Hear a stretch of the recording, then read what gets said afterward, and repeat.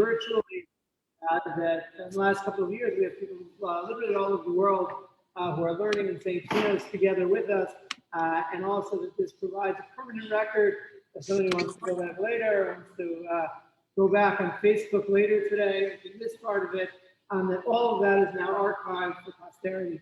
So again, a big thank you to Jeff for all of his work in terms of making this a possibility.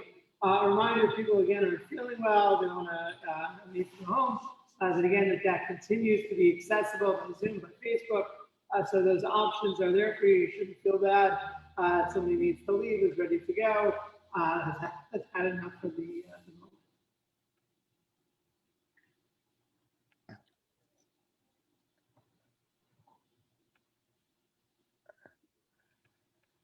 End of December 1944, the Jewish Agency's Rescue Committee, which is really kind of the organized apparatus by which the Jewish Agency dealt with issues connected to the still unfolding Holocaust in Europe, received a letter from Chaim Leib Auerbach.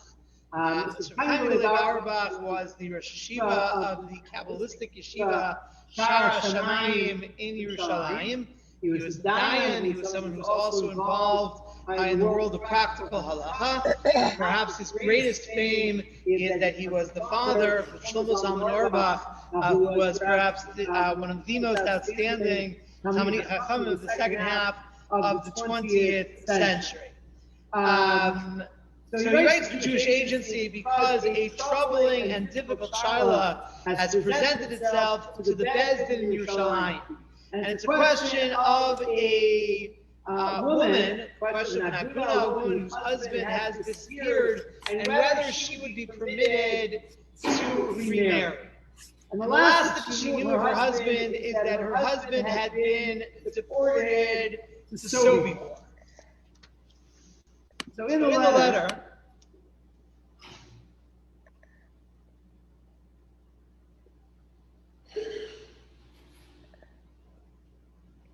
אם ידוע לכם איזה דבר המקום בפולניה בשם סוביבור. Do you know anything about this place called Sobibor? What is it? How did it function? Is it a place? Is it a concentration camp? Is it a death camp? And he says that he needs this information quickly. That this is connected to an issue of practical halacha. There is a woman waiting to be married. And especially, I don't know what the Sobibor place is. I don't know the answer. So it's a remarkable thing. There's a place where scores and scores and thousands of Jews are being killed. And by that point in the war already, Sobibor no longer functioning. And yet, a Jew sitting in Yerushalayim, trying to figure out how am I going to deal with the pain of this woman? How am I going to deal with this crisis of how to let her move on with her life? Has no way of knowing what is Sobibor. And that, I think, is perhaps the greatest crisis that we have coming to this show. This show is a day that we talk about the darkest moments in the history of Bayis. And the reality is we know very little about those moments. Right? And even the more you read about them, the more you discover how little you understand about the very reality. And today, with all the research tools that you have, I've been reading about the Holocaust probably three decades now, maybe longer. And you think you have your mind wrapped around what happened. It's not true, right? You find something else, and there's a whole dimension to this that you never thought about. I was reviewing a book, I mentioned Father Patrick Dubois was one of the great Hasidic Olam the righteous of the nations, the French priest, who spends his time trying to dig up, both literally and metaphorically, the story of the Holocaust in Eastern Europe. And he does unbelievable things, has documented thousands of testimonies. This is like his life's mission. So I was looking at one of his books last night, and he talks, I'll refer back to it one more time, I think, today.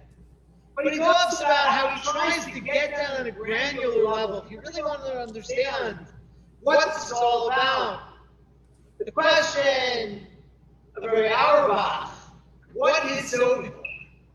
And so he's asking questions, he's looking at the supply chain. You know, when they were shooting Jews in Babi Yar outside of Kiev in 1941, there were people who catered it for the Nazis. The Nazis were spending a full day shooting Jews. And there were logistics. So never in my life did I think about the catering company that supplied bread and sausages, right, and tea spiked with rum because it was a cold day. Never, what were they going to do? Right, what were their mothers going to say in Berlin if they caught a cold while they were out decimating the Jewish population of Kiev? So the caterer thought, throw some rum into the tea. Right, give them something a little bit warm on a cold day. So to me, that's really part of what we're trying to do here today.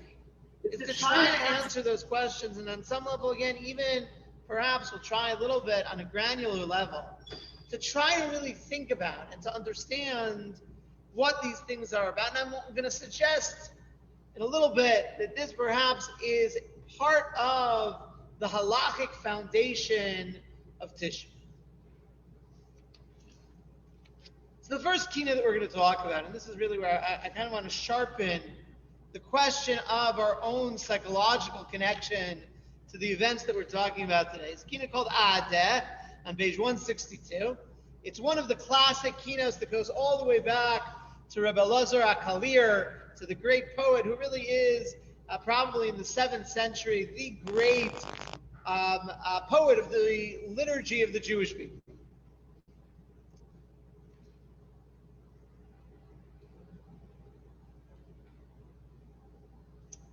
So if you take a look, again, if you're looking in the art scroll, it's in the 3rd stanza, right? It's with and there's a gimel, there is a, it's the second line under gimel in the English on the left side. The poet says, Agare iti kol b'nei veisi, that I would like to provoke my whole household to cry with me. And I want to get the whole family involved in this process. So for salvation, Zecharya Kodesh Levracha, perhaps of all the Gdolei Yisrael of the last century, maybe centuries, spent the most time working through the text of the Kinos to try to pull meaning and pain and inspiration out of them. Made a fascinating suggestion based on this line.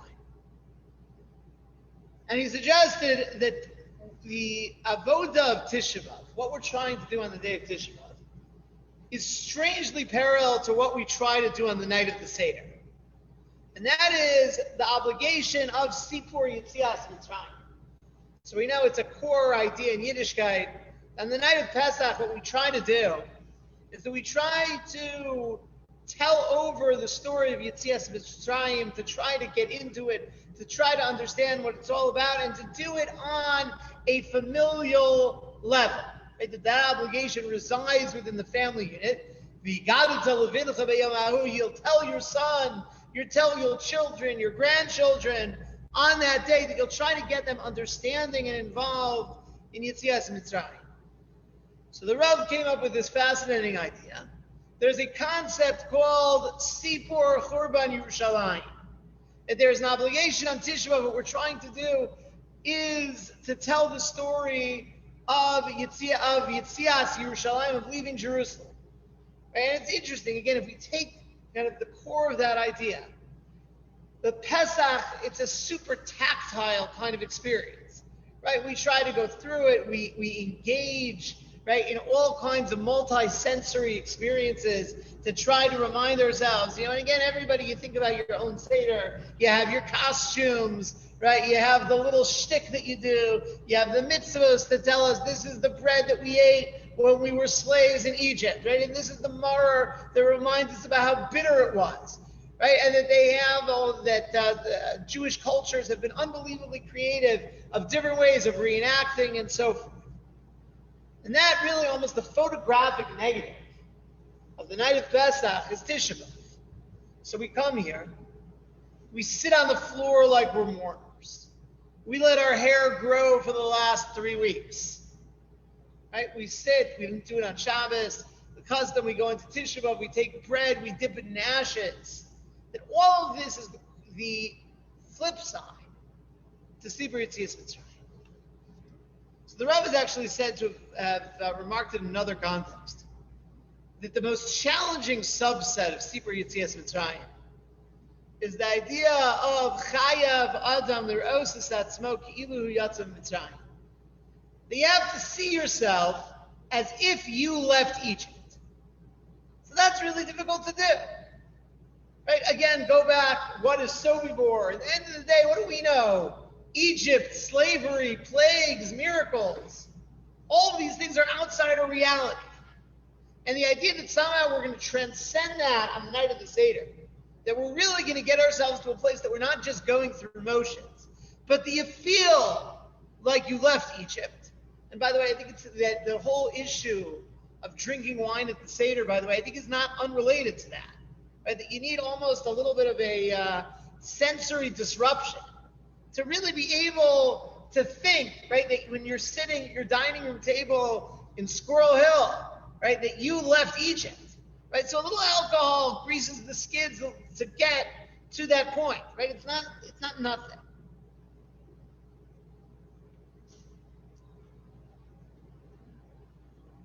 So for us to relate to the idea of Churban, right, for us to really be able to try to wrap our heads what this is, what it's all about. So for many years, I think the most powerful way to connect to Tisha B'Av was through the survivors of the Holocaust who are in our midst. But the idea that there were people in our communities and our families that lived Churban, right? They saw unbelievable pain and suffering and devastation. And they could tell us, right? Imagine you had a Jew who came out of Yerushalayim to tell us the story. It was interesting, there's an opinion in the Gemara that the fast of Asara B'Teves, what the Navi calls Tzoma Asiri, is not really the 10th of Teves, the day of the siege, but it's the 5th of Teves. So what happened on the 5th of Teves? So the Navi Yechezkel tells us, on the 5th of Teves is when the first eyewitness from Yerushalayim made it to the Jewish community that was already in Babylonia for at least a decade before the destruction. Because that was for them the closest they could come to Tisha B'Av. The Tisha B'Av of Yehudei Bavel, of the Jews who lived in Bavel, was when the Palit, when the refugee, when the survivor came in front of them and was able to tell them the stories firsthand. That's what they felt.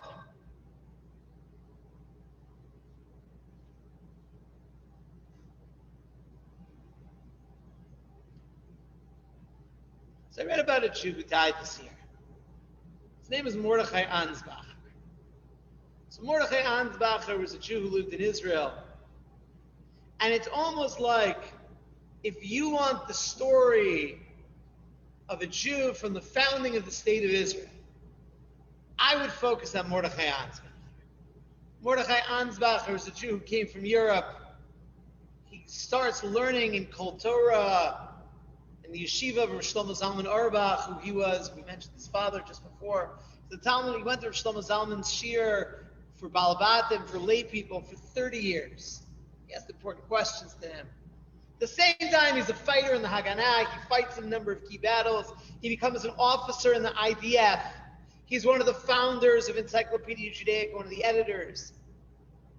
He fights in the 6-Day War. Now he's no longer, a spring chicken. And he was the one that the key to Maras HaMachpelah, the kever of Avram and Sarah and all the Avos and Imos, when they surrendered in Hebron, they gave the key back to the Jewish people, to Mordechai Ansbach. He was one of the founders of Yad Vashem. Starting in the 80s, he went to Germany every year to meet with Protestant ministers to talk about the Jewish view of the Bible, in an attempt to diffuse the embers of anti-Semitism that remained in Germany. But his story before coming to Israel grows up in Würzburg. A couple of years ago, we spent a lot of time on Tisha talking about Würzburg, very important Kehillah. He goes through Kristallnacht. He's sent on a kinder transport to Belgium, only to be deported back once the Nazis come to Belgium. He's in Theresen, he's in Auschwitz, he's in Dachau. And he was one of the key witnesses at the Eichmann trial, right, which really blew open for the whole world. Right? It took, another 15 years for the world to really get a picture of what happened to European Jewry. Right? It happened on the testimony of Mordechai Ansbach. So Mordechai Ansbacher died this past year. I can only imagine what it must have been like to sit next to him in shul on Tisha, just to listen to such a Jew say Kinos, to ask him about his experiences. It's interesting. We're going to come back to this idea in a moment. The third parach of Eicha begins with the words, Ani HaGever, I am the man. It's very much in first person. Again, Chazal tell us this is the work of Yirmiyahu HaNavi. It's testimony. It's being able to hear someone who was there, to try, if we're going to need to give over the story, to internalize the story, to feel like Ke'ilu Yatsa Yerushalayim, as if I was one who left Yerushalayim. How am I going to do it without being able to turn to the people who were there? We find ourselves literally in the last days of the survivors. God should bless them, those who remain with good health. But they are dwindling so quickly. I grew up in a world with survivors, where there were Jews in shul who had accents, who had numbers on their arms. My grandparents were Holocaust survivors. They seemed like they were everywhere.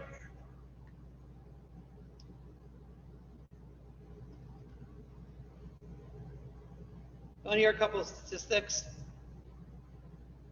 According to the State Statistics Bureau of the State of Israel, at the end of 2020, there were 180,000 survivors left in Israel. 12,000 less than were there a year before. Statistic number 2. In 2020, 900 of the 3,300 COVID deaths in Israel were survivors. And so close to 1 in 3 COVID deaths in 2020 in Israel took away among the last survivors from this. And the truth is, I'm thinking back, Mitzvos Pesach last year, going online to find out what had been happening in New York, right? This is the height of COVID. And you could scroll through funeral announcement after funeral announcement after funeral announcement. Old Hasidim in New York, the people most likely to have died of COVID, they're all survivors. If you're a 70, 80, 90-year-old Chassid living in Williamsburg or Crown Heights or Kiryas Yoel, wherever it is, 9 out of 10, you're a survivor. They're disappearing quickly. Here just in our shul community, just this last month, we lost Dr. Ben Teitelbaum.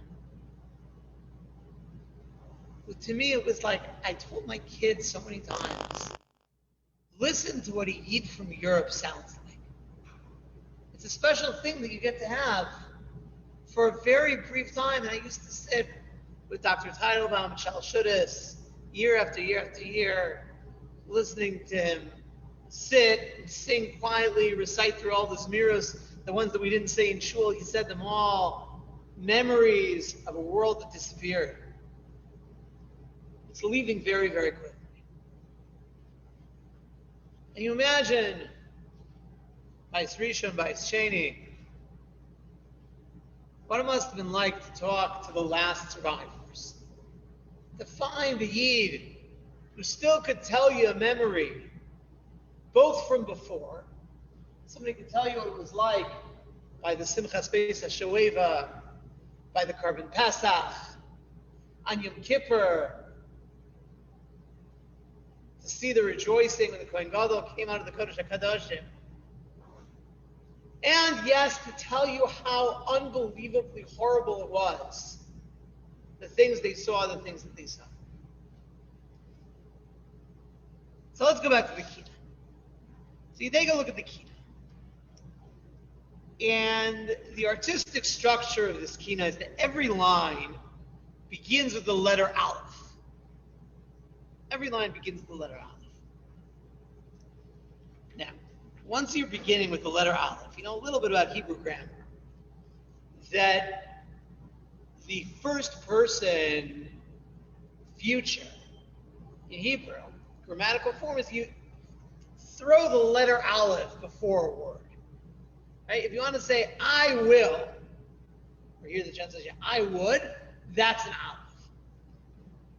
So I don't know if the Kalir wrote this Kina starting with Alephs, right? Because he wanted to make the Kina in first person.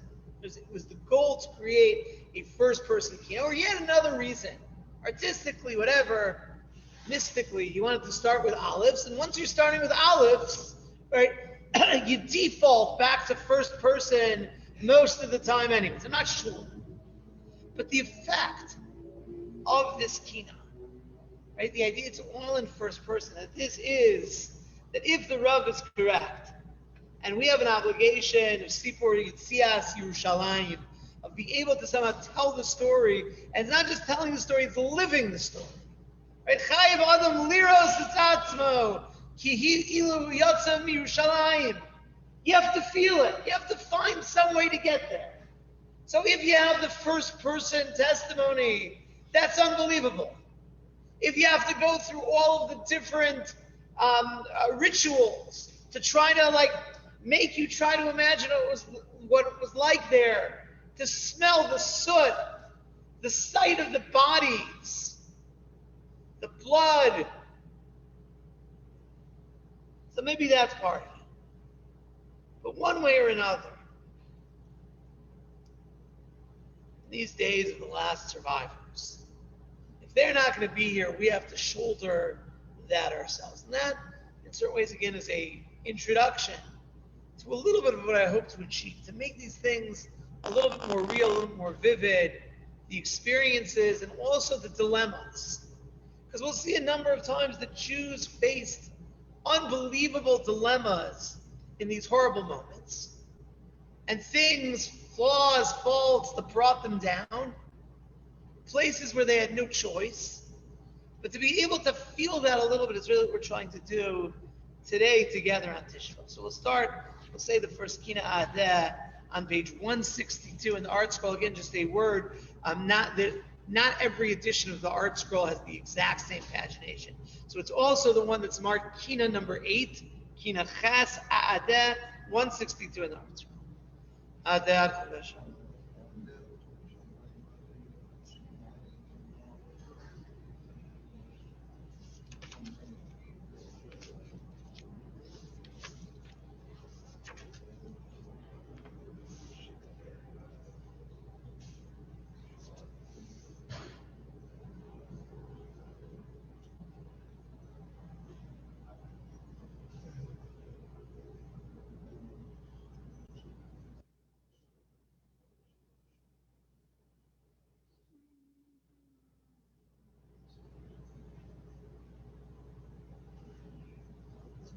Akune miten yadati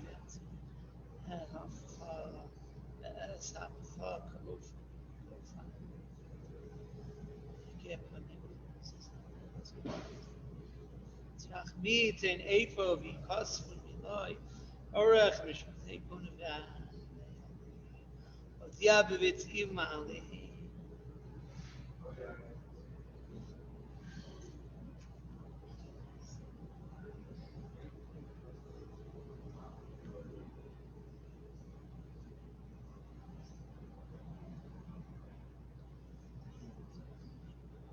Sicha miu.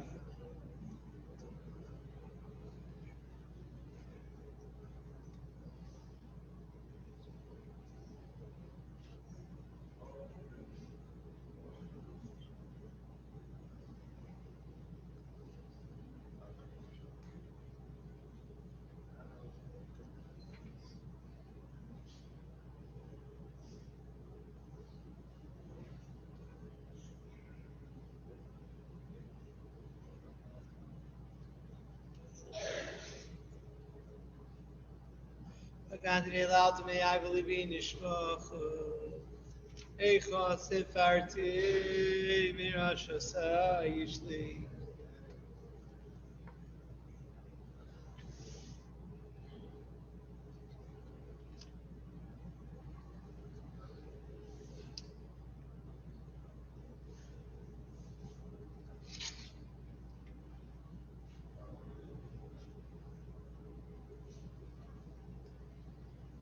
Okay, the next kina, Echa Yashva Chavatzalas Hasharon, page 174, is another kina of the Kalir, and it is a kina which is the organizational principle of the kina are the families of the Kohanim.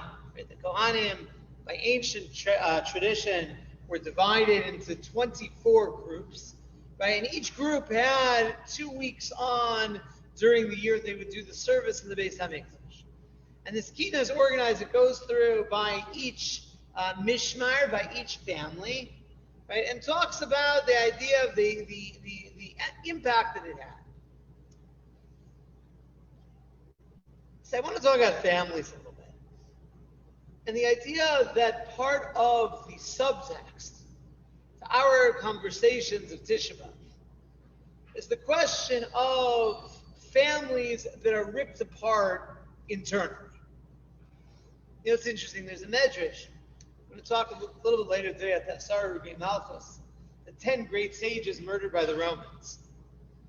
And there's a medrash that's actually invoked in the piyut that we said in Yom Kippur about this, that ties this back to Mechiras Yosef. Right? That somehow the sale of Yosef is connected.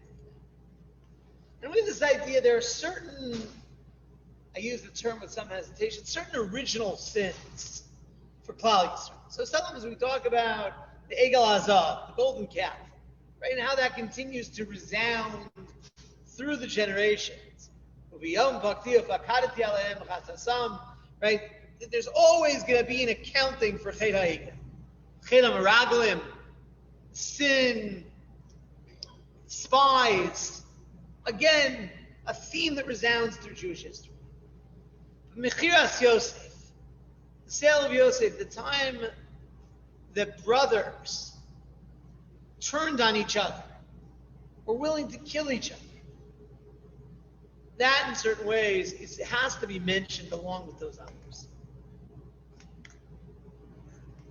You know, it's interesting. Chazal spend a lot of time trying to put flesh on the bones of the hatred between Yosef and his brothers. Now, what's interesting is we have a whole Masorah that tries to look at this as a matter of hashkafa, as a matter of competing ideologies. Right? The brothers had all kinds of ideas and beliefs about what the future of the Jewish people was supposed to look like. They didn't like the way that Yosef thought about it. They saw him as a threat. They saw him perhaps as wanting to supplant the model of Klal Yisrael, of having different tribes. There's so much narrative. You look at the Mefarshim, look at the Malbim, for instance, spent a lot of time on this. So some people think this is whitewashing. Right? Oh, you have to make it all. But I think it's the opposite. What Chazal are telling us is that when you think you have some kind of ideology at play, then you can allow yourself to do the worst things. Right? The Kutzker once famously says that the Mishnah says in Brisker, Kol Masecha Yu L'Shem Shamayim. Everything you do should be for the sake of heaven. Sounds good, yeah? So the Kutzker said, Af L'Shem Shamayim Yeh L'Shem Shamayim. He said, but more importantly, the things that you're doing for the sake of heaven, make sure those are really for the sake of heaven. Because once you tell yourself, right, that you're God's policeman and God's judge and, God's blogger and God's worst executioner, that's when the worst things that human beings and Jews have ever done start. And when they happen within a family, it's particularly painful. So one of the heroes of Tisha B'Av is Rabbi Yochanan ben Zakkai. Rabbi Yochanan ben Zakkai is a Kohen also, belongs in our Kinos. And Rabbi Yochanan ben Zakkai represented the rebirth of Torah after the destruction of Yerushalayim. So the Gemara tells us something fascinating of Rabbi Yochanan ben Zakkai. That he had a nephew, or possibly nephews, who were leaders of the most fanatical sections of the zealot camps in Yerushalayim. And again, before we come to the final siege of Yerushalayim Bayis, you should know that it was 3 years of civil war. That happened before. The Romans didn't have to do anything. You had different factions. The fighting went all the way up to the Bayis itself. Right? It was actually in the Beis HaMikdash. I'll read you. Listen to the way Josephus describes this. I mean, it's unbelievable.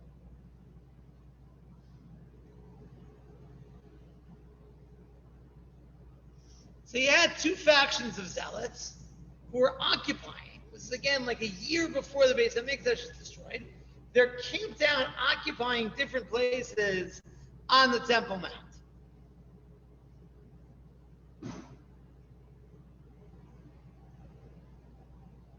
They seized upon the inner court of the temple and laid their arms on the holy gates. And because they had plenty of provisions, they were of good courage. For there was great abundance of what was consecrated to sacred uses, and they scrupled not in making use of them.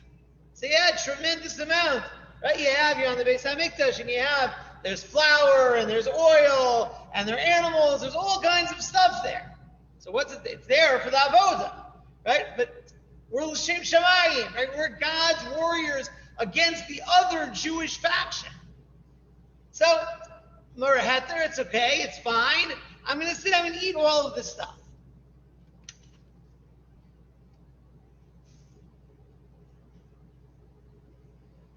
It says, the arrows that were thrown came with such force, they went over all the buildings and reached as far as the altar and the temple itself and fell on the priests and those who were of the sacred offices.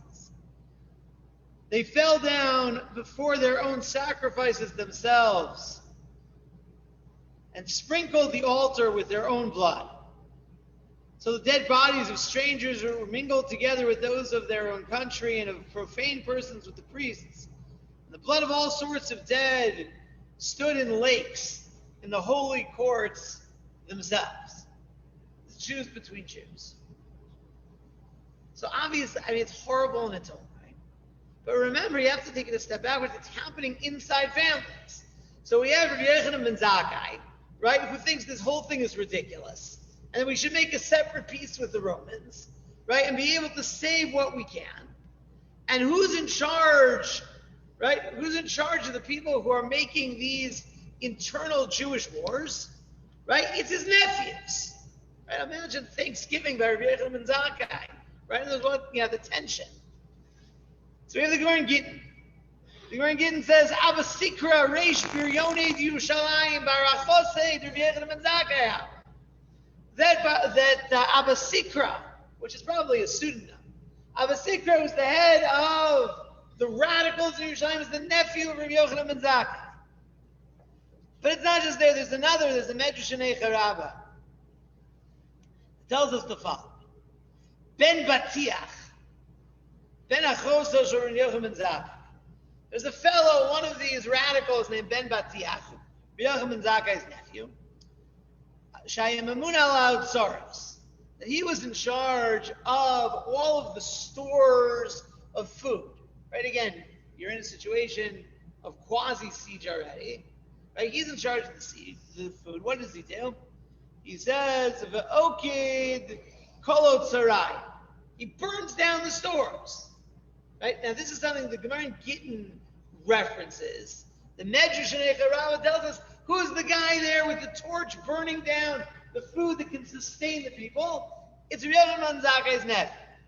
Shama Rabbi Yochanan ben Zakkai Amar Vai. When Rabbi Yochanan ben Zakkai heard of this, he says Vai. Right? So I don't even know if you have to translate. Vai means woe. He says, oh, vey. Right? This is disaster for thousands and thousands of people. So what happens? Azlin Amrun Leven Batiach Amar Chavivach Vai. Word gets back to Ben Batiach, right? To this general nephew, says your uncle is undermining what you're doing, right? He said Vai when the stores were burnt down. So they bring in Rabbi Yochanan ben Zakkai to talk to Ben Batiach. I mean, you can't imagine this is a friendly kind of conversation. He says, Lama Marti Vai. He said, why'd you say Vai? He says, no, Lama Marti Vai, Ela Vo. He says, I didn't say you have to know like the subtleties, right, of first century interjections. I didn't say Vai. That was a misreport. I said Va. Va is like, oh, that's exciting. That's wonderful that we're all going to die. It's amazing that you did that. It's a tremendous thing. Don't worry about it. That's an uncle and a nephew. And these stories, right? It's one story. It's like a lens into a time. But the idea that it's not just civil war, right? It's families being ripped apart over these issues and over these ideologies. The story everybody tells on Tisha B'Av. The story of Kamsa Bar Kamsa. So I assume you all remember the story. There's a fellow, he has a friend named Kamsa, he has an enemy named Bar Kamsa, and accidentally he's making a party, right? And Bar Kamsa gets invited instead, right? And it's a whole to-do. He throws him out of the party. He's angry at all the people who are at the party. We'll come back to this in an hour or two. But then Bar Kamsa is so angry, he goes out and he essentially sicks the Romans on the Jews. So the Marsha has a really interesting theory. He says, if they're Kamsa and Bar Kamsa, maybe they're father and son. Right? Maybe Bar Kamsa literally is the son of Kamsa. So maybe the guy who makes the party, he's friends with the father and he can't stand the son. It's an old story, old question. The way the Gemara introduces the story says, Akamsa Bar Kamsa Charva Yerushalayim. Regarding Kamsa and Bar Kamsa, Yerushalayim was destroyed. So everybody wants to know, why Akamsa Bar Kamsa? So again, it probably means because of the mix-up of the two names, right? Regarding the, if you were making a visual, right, you have one invitation that said Kamsa, right, and you have another invitation that say Bar Kamsa and say, this is what it's about. But maybe based on this Marsha, we can answer differently. If there's really a reality, right, that this guy is mortal enemies with Bar Kamsa, right, what is it telling us about the nature of this family, right, of Kamsa Ubar Kamsa? Maybe Kamsa should have gotten involved here, right? Maybe Kamsa should have gone to the guy who Suda was and said, maybe you want to I don't know, apologize to my son. Maybe he should go to the son and say, look, he was under a lot of stress that day. It was an expensive part, whatever it was. But maybe Kamsa, Bar Kamsa are a symbol of a family, right? It's already totally ripped apart. So I think as we go through in this Kina, the families of the Kohanim, right? To think about before, besides everything else about them, but how much strife there must have been within them. I think it's not very difficult if we want to get into the mindset of Liros is Atzmo Kilu Yatzam Yerushalayim, to see ourselves as if we left Yerushalayim. How many people know that kind of strife in their own families? Every family has it. And the question is, what do you do with that toxicity? And again, it's not really Tisha B'Av per se. One of the things they talk about when they talk about the dysfunctionality of American society today is how many families, because of their masechel l'shem shamayim, the things they're doing for the sake of heaven, for the sake of ideology, whatever it is, how many families can't talk to each other? And how many brewing, the Chinos Yosef wasn't sold overnight, right? How many nasty things happened before we came to the place where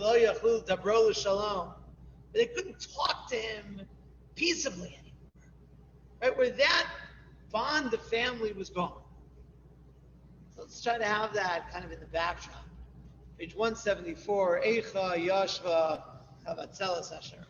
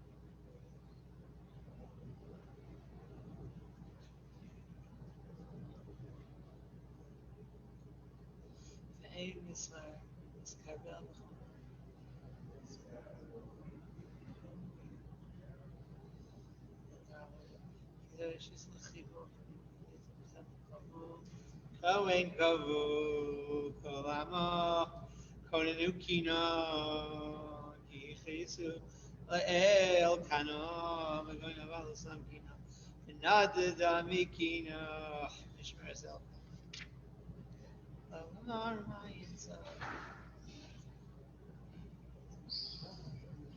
Neras Venilpas Kohen Sifas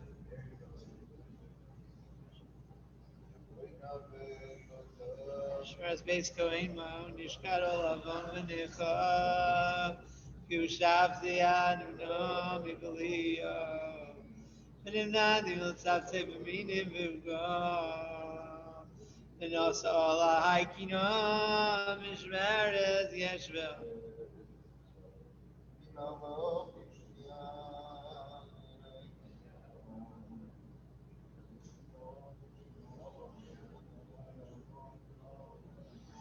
Rebbe Sitzamos v'Stanis v'Mitzras Tachnis Yetzias Yevonis v'Rishon Yad Sholech Yilo Amino v'Ashkem v'Shom.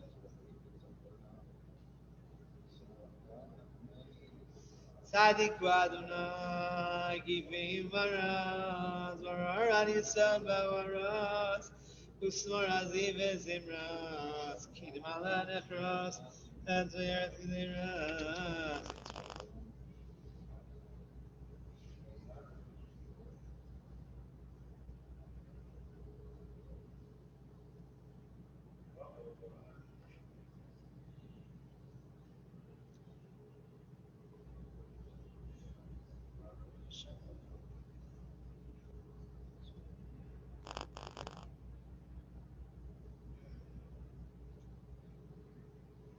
Avoras. Avapsilim nagi inisonzal. Shulchan Echotari Ashur. Hamas.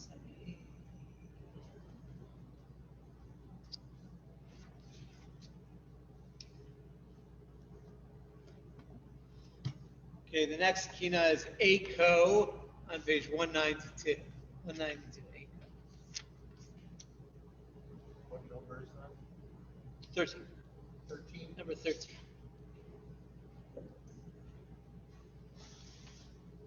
So there are many, many angles to trying to wrap our heads around the experience of Churban.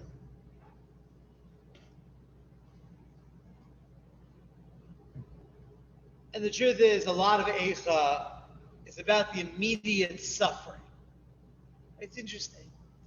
A lot about the sense of starvation, of hunger, and we'll come back to those ideas also. There's an idea in Eicha that I want to highlight, and that's the notion of shock. Right? The shock that this is not supposed to be happening. It's interesting, it's not just Jews. Eicha says it's non-Jews also. Lo ha'aminu malchei eretz v'chol yoshvei sevel ki avot sarvoyeg b'shari Yerushalayim. The Navi says the kings of the world, all of civilization, nobody believed such a thing. The enemy could enter Yerushalayim. There was a certain panache, a certain aura about Yerushalayim throughout the Middle East, that somehow this plucky little country that survived there between hostile empires for centuries, the Yerushalayim had never fallen before. Right? Even Sancheiriv, the great Assyrian empire, Sancheiriv, Chazal say, Sancheiriv changed the face of the Middle East. Bas Sancheiriv of Bilbel, Kol Ha'umos. He moved people around. The Assyrians wiped out the northern kingdom of Israel. They did tremendous damage in Yehuda also. But Yerushalayim, Lador Vador, Yerushalayim somehow always keeps going. And it was certainly true of the Jews also. And there's a tremendous amount of theology that's part of that also. Yerushalayim is too big to fail. It can't be. And this was one of the many things that Yirmiyahu HaNavi was banging his head against the wall for 40 years. Because he was up against a narrative that what he was predicting was alarmist, was defeatist, and was impious. How could it be? You're going to say God's going to destroy his own house? How could it be? And there was a lot of competing noise. So Yirmiyahu says, Al tiftachu lachem al divrei hasheker leimor. Don't listen to the lies. The words that you keep hearing, and he says it 3 times, Eichal Hashem, Eichal Hashem, Eichal Hashem Ema. This is the temple of God. And what Yirmiyahu is doing is he's doing like a brief mocking synopsis of what his opponents are saying. That they're giving, and they're beautiful shmuzim that they're giving. Oh, Yerushalayim, God's palace. This is where God resides. This is where his home on earth. And they had all kinds of ideas and proofs and prophecies to back them up. And I remember I saw once a medrash that said the Jews did not believe the Beis HaMikdash was going to be destroyed until they saw the smoke. They literally thought there was going to be an 11th hour.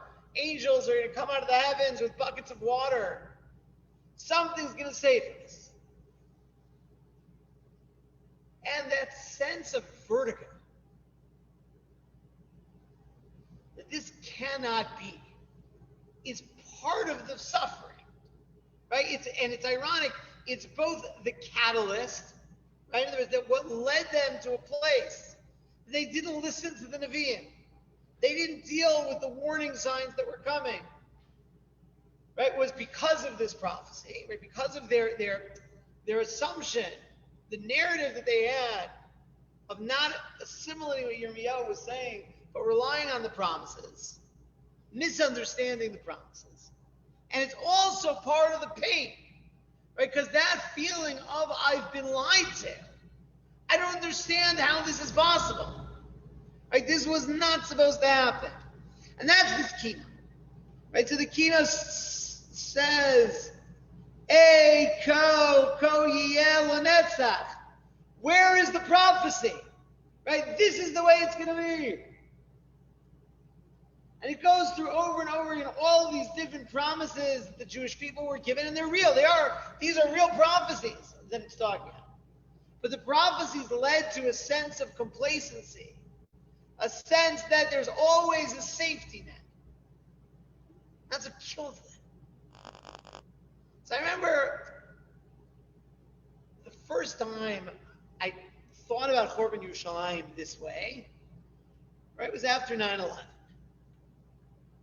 Right? It's hard to believe 9/11. It's just 20 years. This Shabbos Shuvah in the English calendar. It's 20 years since 9/11, which in its own way seems impossible. Feels like it was, 2 weeks ago. But that sense that let's call it a loss of innocence, right? This can't happen here. This is something that happens maybe like in Machne Yehuda or in Pakistan, but these things don't happen in Manhattan. It can't be. Hey, Hashem, right? This is the palace, maybe not of God, of Madison Avenue, whatever it is. The Twin Towers are too big to fail. And I'm sure you all remember as Americans the feeling. The Twin Towers, the Pentagon, that sense of vertigo of this is not supposed to be happening. This isn't part of our narrative. So Yirmiyahu Hanavi tells the Jews, if you want to correct this, says, L'chuna el makomi asher b'Shiloh. Go to my place in Shiloh. So if you remember, Shiloh is where the Mishkan first went up when the Jews entered Eretz Canaan. Chazal tells us it was 369 years. It's a long time. 369 years the Mishkan stood at Shiloh. And with God's help, those of you who are coming with us to Eretz Yisrael in March, hopefully everything should work out. No issues with COVID, that we're hopefully scheduled to go to Shiloh where you can see the ruins of the Mishkan 3,000 years later. Mamish do what the Navi said, L'chuna el makomi asher b'Shiloh. Go to my place in Shiloh. So Shiloh was destroyed. And the Navi says, Asher shikanti shmi sham b'rishonah. That my name originally resided in Shiloh. That was a sanctuary. That was a temple. The Shekhinah was there. And look what I did to that place. If you think the Beis HaMikdash cannot be destroyed, that God is giving you an ace in the hole that's going to get you through, it's not true. Go to Shiloh, and there you'll see your own future. And the Radak makes it really explicit if you missed it. Shecharabti, so that I destroyed it. V'solakti shchinasi mimenu, that I took away my presence. V'gola ha'aron mimenu, and the Aron went into exile from it. V'hei v'hayoim ha'plishtim, and the Aron went as booty for the Philistines. We'll come back hopefully to that as well. V'lo chashashti l'chvodi achar shayu heim avazim oso, and I wasn't concerned about my honor. Yirmiyahu is warning the Jewish people. Don't get sucked into your own narrative. But remember that I'm giving you the warnings about what's going to happen.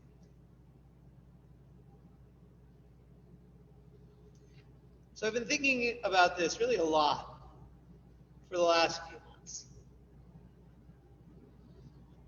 During what seems to be, and again, I'm not an expert on the statistics and so forth, an appalling reported rise in anti-Semitism in America. And what's interesting, and again, that a lot of this happened during the state of Israel's defense of itself from the rockets coming from Gaza a few weeks ago. And there was a tremendous uptick that was reported. And what I heard in the reactions of many American Jews was a code.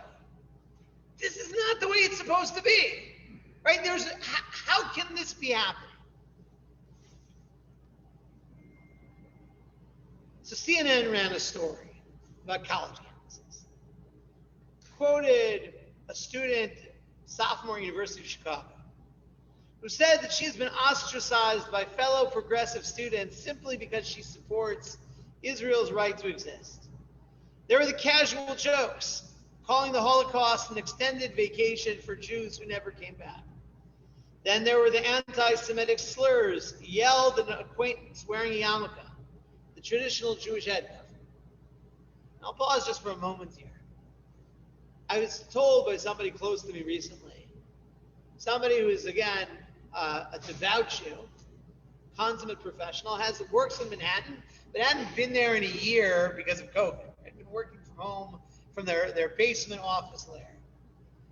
So the first time they had to go back for a meeting into Manhattan, they took the subway. For the first time, he didn't wear a yarmulke. He says, maybe better not to wear a yarmulke on the subway in Manhattan. Jassy said that she became nervous that she could be targeted if anyone saw her Star of David necklace. I never before had the experience of being scared to leave my home. Now, is it totally warranted? I don't know. I'm not a student at the University of Chicago. I can't really report to you. This is what CNN said. Take it or leave it. But more to the point. There's an article that was going around, I'm sure many of you saw it. It was heavily going around in social media, called Dear American Progressives, Your Jewish Friends Are Terrified by Your Silence. Anybody else remember this article? It's going around the end of May. Dear American Progressives, I need to be honest, because I'm more frightened than I've ever been in my life. My heart has been pounding for over a week, and I keep forgetting to eat. It's not just me. Most American Jews I know are feeling fearful regardless of their politics. I'm hearing from Jewish friends I haven't heard from in decades, some heartbroken, some frantic. We need to talk about what just happened in America. Now, I'm going to pause for a second. I'll tell you on a personal level, I didn't relate to it so directly, and we'll talk about why perhaps in a minute. I was much more worked up about what was happening in Israel at the moment, but fine.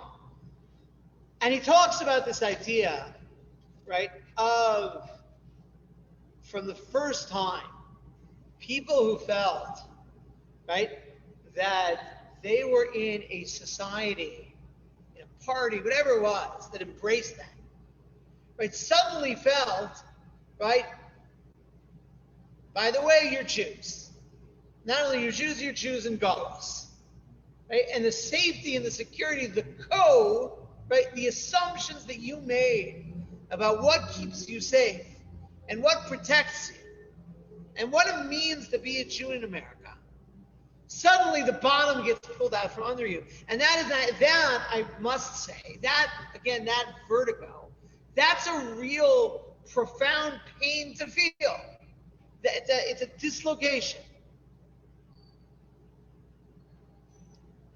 Progressive Friends, he writes, I'm not writing from a place of judgment. I'm writing from a place of terror. I know my family story and I know my history. And I'm seeing the pattern before you do. I'm not saying we're headed for another Holocaust. It's more likely American Jews are heading towards the situation of Jews in Europe today. Hated, hiding, sometimes beaten or killed, looking over their shoulders on the way to a fenced-off synagogue under police protection. If that's where we're headed, so be it. I'll be grateful always I got to live for 3 decades in the best place to be a Jewish minority in the history of the world.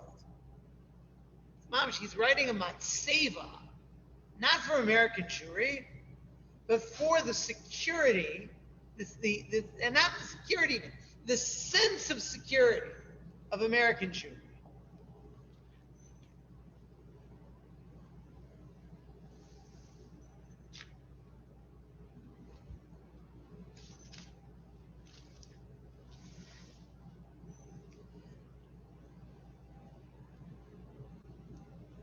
Rabbi Yaakov Weinberg, wrote an article about Gullus, what it means to be an exile in the Jewish Observer, in 1978. I want to share you one line he said. He said the Tisha B'Av Kinos are there to remind us that no matter how we may assume that we are part of a land, we are eventually expelled from it. That there is no way we can ever be other than exiles, wandering to and fro till the coming of Mashiach. And that is a very, very difficult sentence for American Jews to say. So Yirmiyahu Hanavi said to us, Lech noel mikomi asher b'Shiloh. Go to my place that was in Shiloh. That any time you feel like anything is too big to fail, just go remember what happened there. Go stand there, look at the ruins.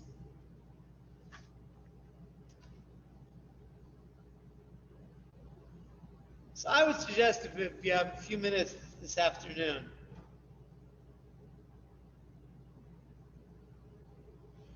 L'chunu el Mekomi asher b'Squirrel Hill. Take a few minutes, stand outside Tree of Life. Just as a reminder that we shouldn't take things for granted. That we're not in a place of see that. I have to, I'm not an alarmist by nature. Right? I don't think the sky is falling. I don't think that there are, plans to round up American Jews and put them in camps. But I do think that the reminder that what is referred to as Gullus America, the exile of America, which we have to have great gratitude to God and great gratitude to the people of this country. But don't think anything is too big to fail. Salvation talked about Tisha B'Av during the time of the Second Temple. I learned this through with a few people, and there's actually 2 groups in the shul this week. It's very powerful. It's a big question. Did Jews mark Tisha B'Av during the time of the Second Temple? Did you ever ask yourself that question? So the Rambam in the Pirush Mishnayos, in his commentary on the Mishnah, the Rambam says, absolutely. It says they kept Tisha B'Av during the time of the Second Temple. It was in force. And there's been a lot of ink spilled over the centuries. It sounds even crazier than a bunch of upper middle class,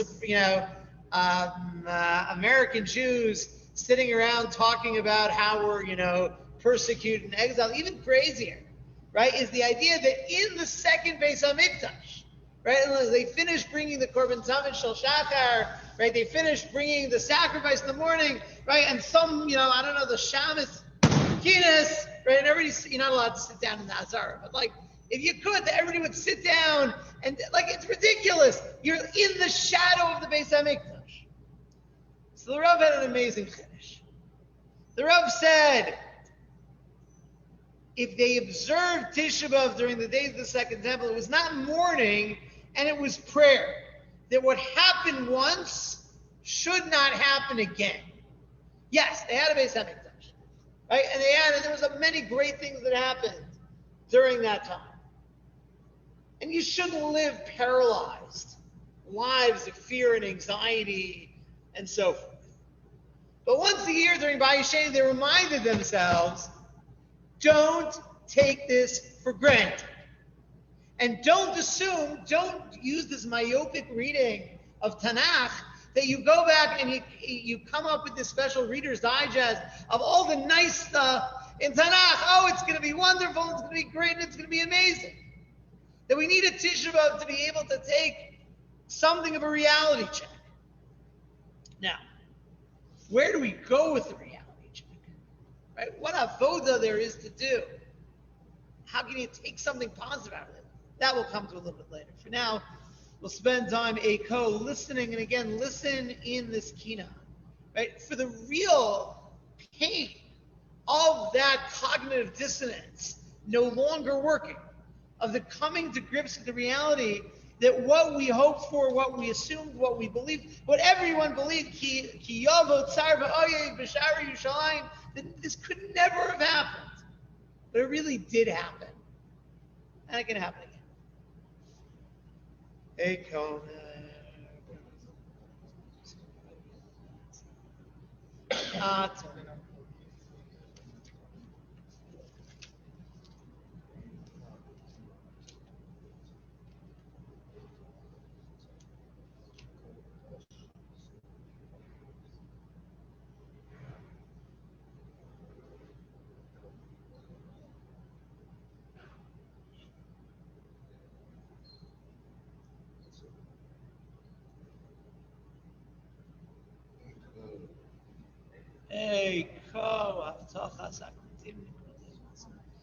Ko yomar, ko yuchash os vein ata, kachta yomlea tshuva.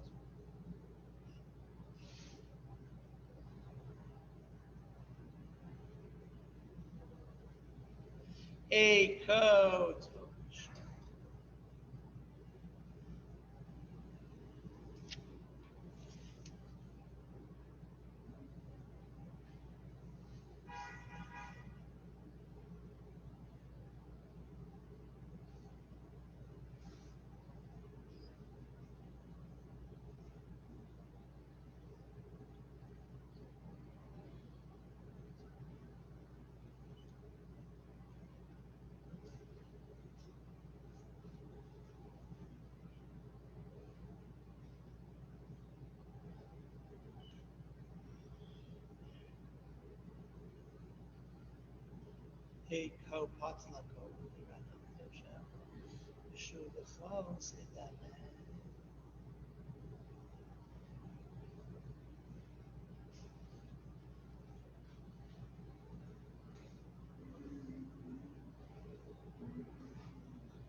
Ko shiva shofros eretz kol zeh ata.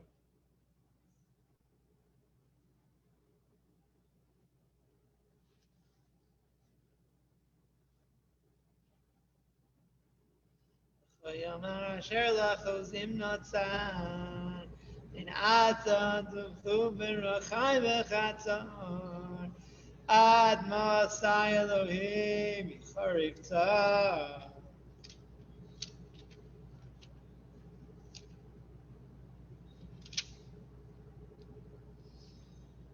Okay, while it's not the actual order of the Kinos, the last line of the Kina that we just read is a tremendous segue to our next topic. Admasai Elokim Yecharef Tsar. How long, O God, will the foe blaspheme? This idea of blasphemy, of desecration, right, is one of, again, we talked about the idea that there are many aspects to Churban, to trying to understand what destruction is all about. So one of them is the idea of desecration. And the classic Kina on this topic on page 190, on page 226, key number 16, Zecharya Asher Asa Tsar Befinin, right, is a kina that talks about the desecration of the Holy of Holies before it was destroyed.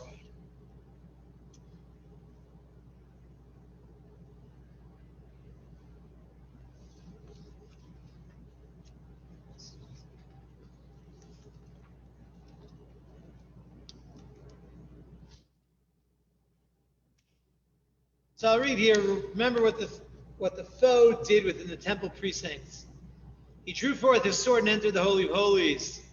He shocked our heritage when he profaned the showbread and pierced the curtain, embroidered on both sides. So Titus Arasha, the Roman general, later Roman Emperor Titus, slashes his way through the curtains that separated the Holy of Holies from the rest of the temple. And if we skip down a little bit, describes how he goes through, how he desecrates the Holy of Holies, how he brings a prostitute with him into the holiest place. So one of the things that always has stood out to me in this description, the 6th paragraph. Noshim Kishoru Kiva Ritz says the women stared as the tyrant came.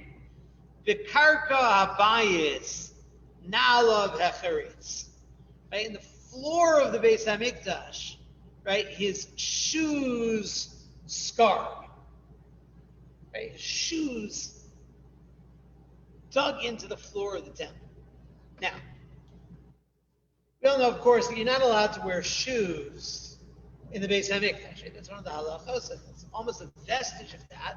Right? Kohanim duchen with their shoes off. Right? That's the one piece of that we can have. So, and the truth is, today, those shoes following those poskim that allow going onto the Temple Mount, the parts that are clearly not part of the temple itself, they also, right, they wear Crocs, they take off their shoes when they walk around on the Temple Mount. I think they said today there were 1,000 Jews who went up to Bayis today. 1,000 Jews. So the idea that Titus comes in wearing his shoes, right? If you're plugged in to the etiquette of the Beis Hamikdash, you don't do that. That's yet another sign that shoes are dirty and shoes are filthy and shoes separate you. However, so it's interesting. There's a version of this medrash, which is of the medrash that Kina built on, right? That is found in Echaraba, right? And Echaraba here is focused on the notion of the noise of entering the Beis Hamikdash. Now, I talked about multi-sensory before. In other words, if we really want to put ourselves in the mindset of Tishman, right? In other words, it's certainly not just cerebral, right? And again, if this is the analog to Yetzias Mitzrayim, you got to taste the bitterness. You got to taste the matzah, right? You have to act it out. So the Medrash says that when Kishenichnas Ugayim Lebeis Hamikdash Nasnu Yideim Tachas Arpeim V'Hafchu Pneim Klapei Mala V'Charfu V'Givru. When the enemies came into the Beis Hamikdash, it says that they moved their heads up, right? They held their heads up with their hands, screaming blasphemies, cheering. And it references the pasuk in Eicha, Kol nasnu b'veis Hashem ki yom moed. That there was a sound in God's house like on a yontif. So imagine for yourself, again, the contrasts are important. What Yontif in the Beis HaMikdash must have been like. It was just the sheer, all these people coming, the noise, the music, the crowds. So now you have, right, these screaming hordes of barbarians coming through the Beis HaMikdash. Right? The idea there's an oral part of this, A-U-R-A-L, right, of trying to imagine what it was like and how terrifying, right? If you were a Jew, right, hiding out in some bunker somewhere in Yerushalayim, what the noise of the Churban must have sounded like. How terrifying it was. So part of the noise, according to the Medrash, says also Mazkir shel Galyasin Shelahem. He says that they took the nails of their Galyasin. Right. So the question is, what are Galyasin? So now the Mefarshim point out Galyasim are shoes. That's where this comes from. So what kind of shoes are these? Galyasin are really the Gol Gasayin, right, is the correct text. So there are shoes, Roman shoes called Kalika. So what are Kalika? So I'm sure if you don't remember Kalika from, 10th grade history. Kalika, you can go, you don't have to be an expert, everybody has the same Wikipedia that I am. So these are the shoes that Roman soldiers wore. And they had nails, right, hobnails in the bottom of them for traction. Right? They were almost like ancient cleats, right? And they were, and again, imagine the noise, right, of Titus Harasha, not just Titus, but also all these other people coming in with the nails on the Kalige that are coming out, right? That these, they call them hobnails, is the official name for them. But that's the Medrash is describing, right? The Titus coming in, it's the noise of that desecration. So that idea, I think, is like, it rounds out the picture that you have to include the noise as well. But this idea of desecration, right? The idea that our enemies, and this is honestly part of the idea, right, that the wars against us, right, almost naturally become wars against Yiddishkeit. Right? They're one and the same, right?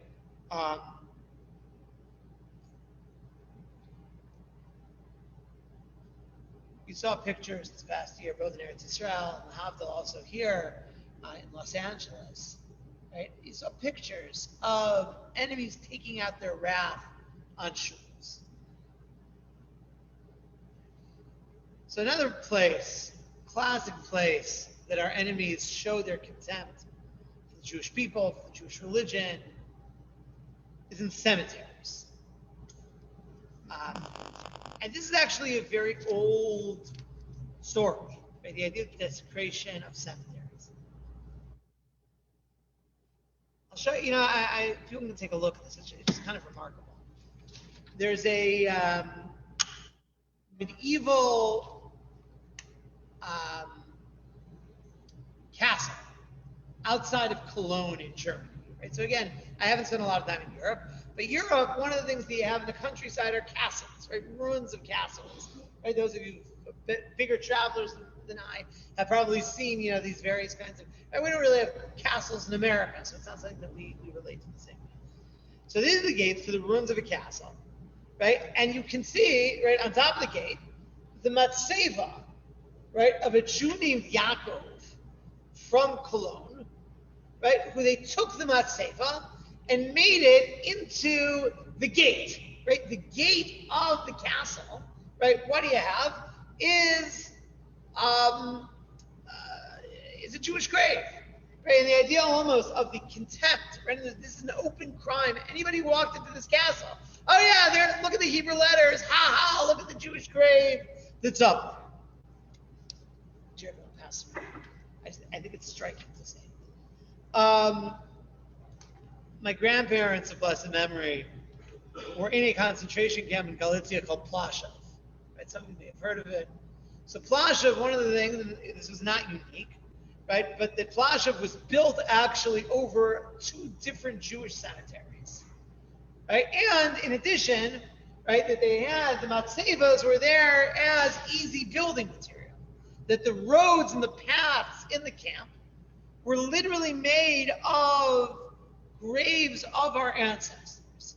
And this was by far not a isolated thing. So I came across, it's so weird, there's a project a German artist started in 1992 called the Stolperstein Project. I'm probably mispronouncing it. And the idea basically is to try to draw attention of Europeans in general to this idea of the murder of European Jewry, to put plaques, flat plaques in the road, right, with the names of some of us outside the houses where Jews were deported for, with the names of them. And it was deliberately, right, and again, I'm not like an art person, so I'm missing something here, right? The idea is to be able to radically draw people's attention who live in these, blood-soaked cities back to all of these murders that took place, and that they drew on consciously, right, this idea. Apparently there was a saying in Nazi Germany that when you would stumble over like a rock or something, you say, oh, must be a Jew's grave, right? Everything's got to be a Jew bothering you. So because, right, I'll read you the line. When Jewish cemeteries were destroyed throughout Nazi Germany, the gravestones were often repurposed as sidewalk paving stones. The desecration of the memory of the dead was implicitly intended, as people had to walk on the gravestones and tread on the inscription. The Stolperstein provocatively hint at this act of desecration, right, by reenacting it. Okay, now, it's interesting, a number of cities have refused to put these in for that reason. So we're commemorating desecration by putting more things for people to walk on, and like they're there as like part of the street service. It's a very strange idea, but it's part of this really bizarre heritage, right, of the fact that our cemeteries have been open territory. It's not just the Nazis, right? The communists, there's a city, we're going to come back to this city later today, an Ir Ve'em B'Yisrael, right? One of the great ancestral cities of the Jewish people, a city called Brisker. Right? So many of us are beneficiaries of what came out of Brisker to this day. So in Brisker, it's called Brest in Belarus today. So they've discovered, right, that in May of 2014, they're building a new supermarket, right? But what they discovered, 450 Jewish gravestones, right, in the foundations of the houses they demolished to build the supermarket. Because after the war, a lot of things were destroyed, right? So the communists decided it would be a great idea, right, to take the matzevos of the Jews of Brisker and use them as building material. That's exhibit, 3, 4, I don't even know what we're up to. In the 19 years that the old city of Jerusalem was not in Jewish hands, right, one of the places we're also hoping to go there, God willing, this March, is Har HaZeisim, the ancient Jewish cemetery on Har HaZeisim. We're going to come back to Har HaZeisim also a little bit later. So in Har HaZeisim, systematically over the course of almost 20 years, the Jordanians took matzevos, took the tombstones, and they smashed them, and they desecrated them, and they made them into latrines, right? Because that's what you do, right, when you have access to Jewish graves. The Intercontinental Hotel was actually built. There's no question about the Kohanim are not supposed to go into the hotel for that reason. So here's the last story. And I tell you all these stories because it's all Titus's boots, right? It's all the hobnails, right? All this desecration. It's all one story. So you might have missed the story. It's datelined July 6th, 2021.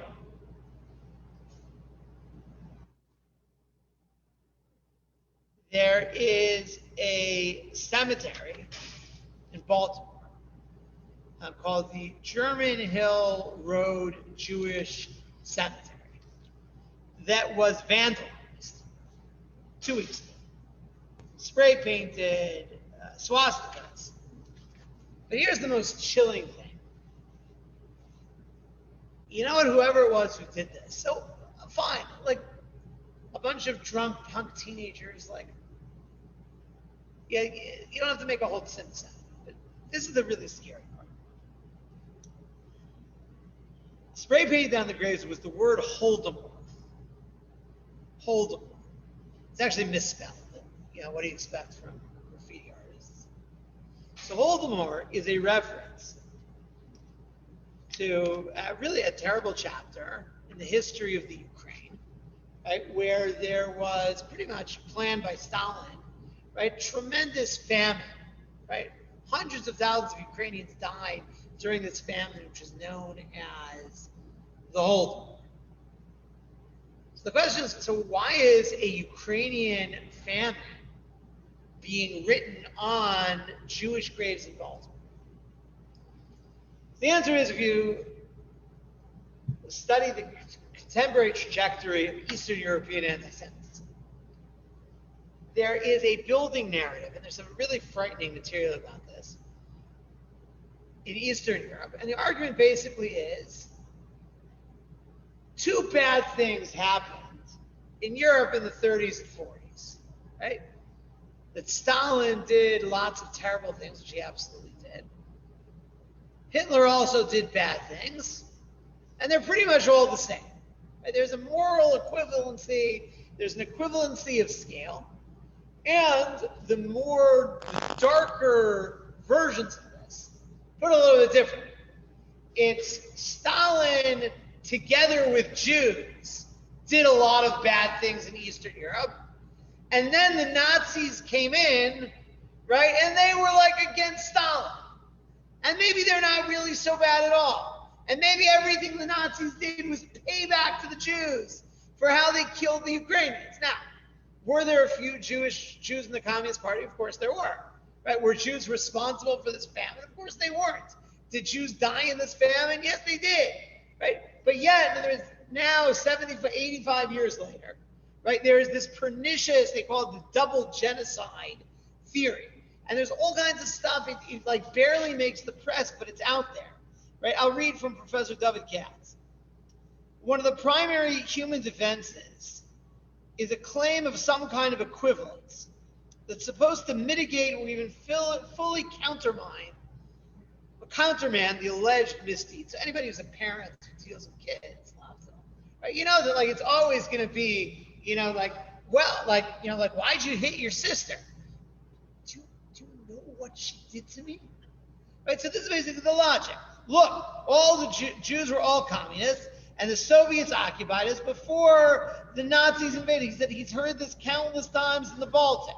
The locals who initiated carnage against Jews, right, and the stories about what happened, right, in these countries, in Latvia and Lithuania and Belarus and Ukraine, like all these places, right, where the locals turned savagely on the Jews, right? So the great-great-grandchildren today are saying, well, it was all really justified.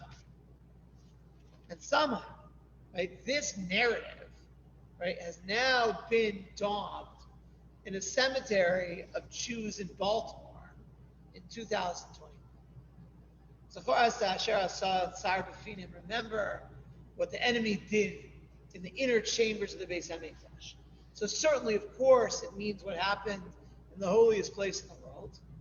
But what the enemy has done over and over again, that Avla, right, the crime of desecration, is a story that is unfortunately not over in 2021 either.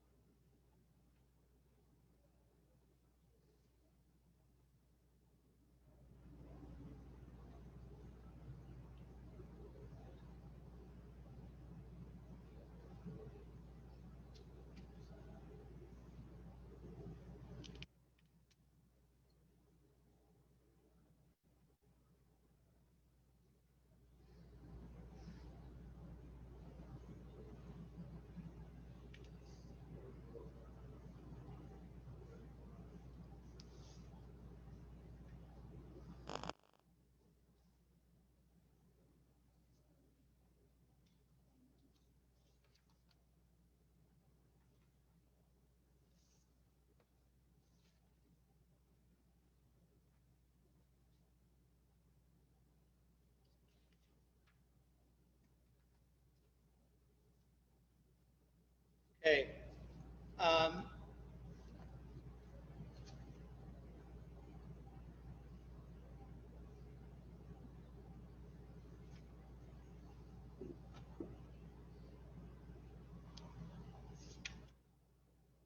Next kina im Zachalna on page 232 is, I think, the most painful and disorienting of kinos, because it is a kina that talks about cannibalism. It talks about the reports that we have both during the time of the destruction of the first temple and the second temple, that Jews were reduced to cannibalism due to the ravages of hunger. And it's difficult both because of how profoundly disturbing the images are to think about. And certainly, again, if you want to put yourself,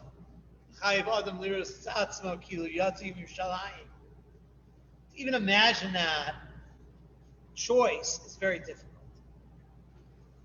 But it's also painful because I feel like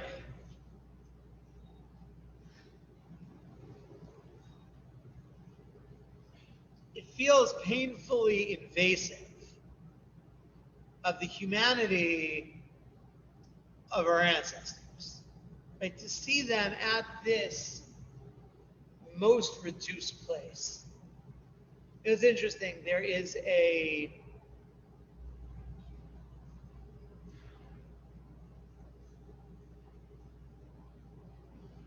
backlash in many Orthodox circles to the display of naked pictures from the Holocaust. Not just because of a question of tznius and gender, but the idea that you are robbing these people, right, of their dignity. Right? As you are doing essentially what the Nazis were doing to them again. And it makes me very nervous. Like this whole, you don't want to, it should be prurient, right? It shouldn't be invasive, right? We want to understand on some level what our people went through. The question is, like, how far can you push? So I noticed last, Eicha, it's very rough. About hunger, which we'll come back to in a second, but also about rape. Nashim b'tzion inu. They raped women in Zion.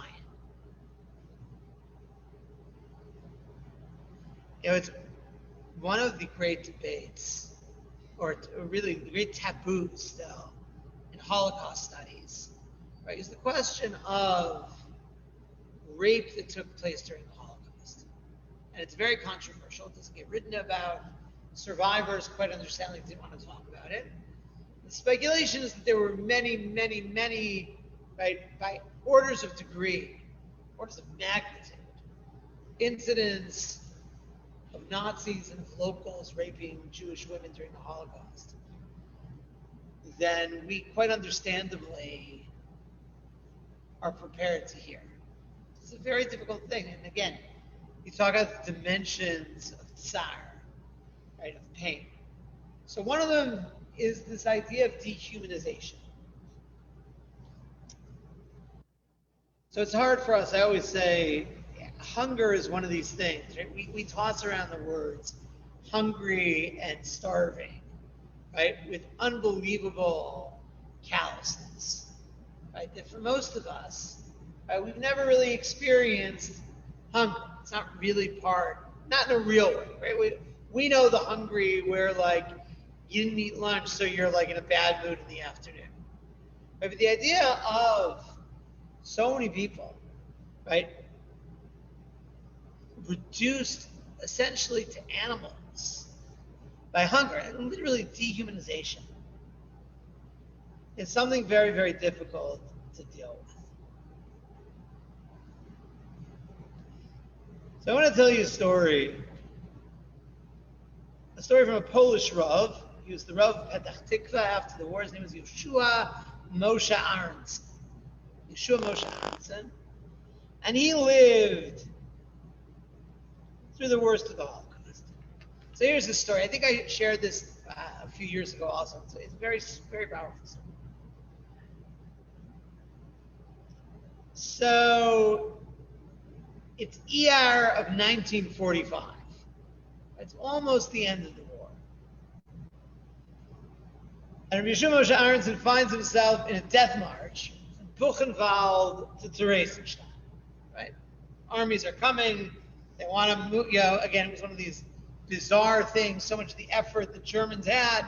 Right? They're losing the war. Things are falling apart. But let's see what we can get in with the Jews still. So they're moving them from Buchenwald to Theresienstadt. And for 2 weeks, Nebuch, this group of Jews, find themselves in a field somewhere in Germany. He says the only thing they could eat is that there's like a pond in the field, and there's grass growing out of the pond. So they tried to eat the grass, and the local farmers start yelling at them, "That's our cow's grass. Right? What do you want our cows to eat? Don't eat our grass." So a Jew who he calls Zion Pei, just gives his initials, comes to him. He says it's the last minute. He says he thinks we're losing our mind from hunger. So he says, look, there are all these people who are dying. Maybe we should eat from one of the bodies. And this is not a medrash. This is not the 6th century or the 1st century CE. This is 1945. And he says to him, if you give the word, right, you have a lot of cachet still as a Rav, give the word to the people, right, start eating the bodies here. You're going to save us from certain death, right? We are going to starve to death. That's what's going to happen. And the truth is, he says, we know the war's almost over, right? It could be, if we eat the bodies in this field, that we're going to make it to liberation. Chaval al kol adam shemeis berega acharon zechar avor aleinu kol mishparei shnos hamilchama. Nebuch, somebody should die now. After anybody, you can't even imagine what the people in this group must have lived through, right? What they saw in the years until this took place. We cannot imagine.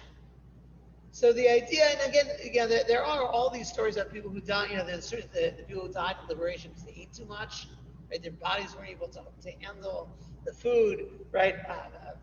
Fathers and sons who stuck together only to die of typhus, right? After many terrible stories.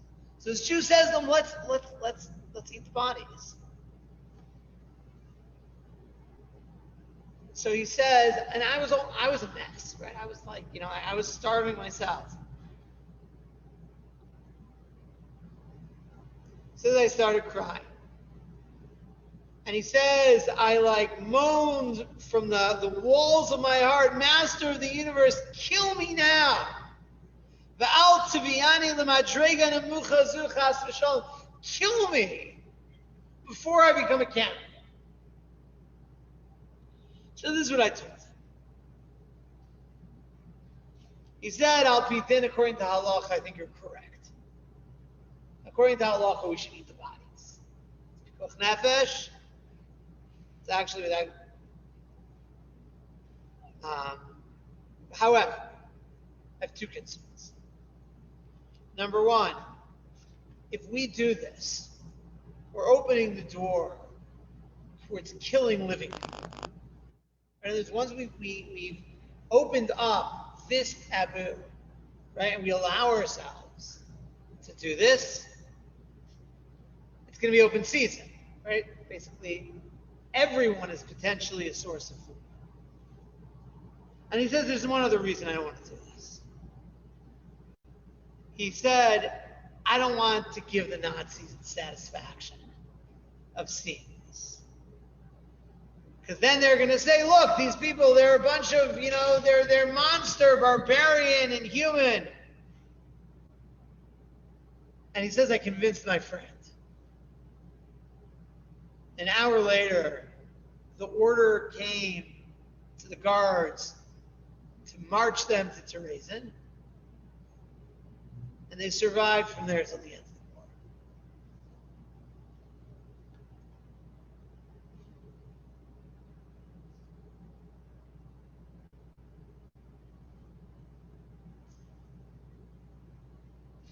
The stories that we're reading about in this Kina are real people.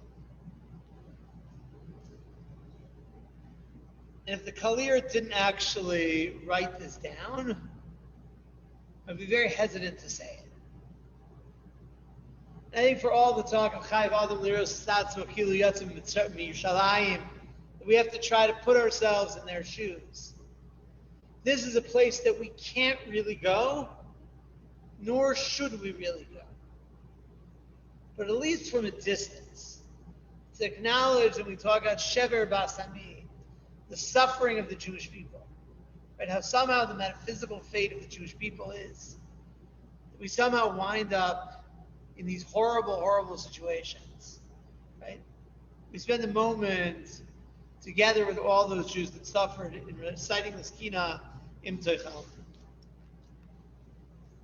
Page 232. Teichal.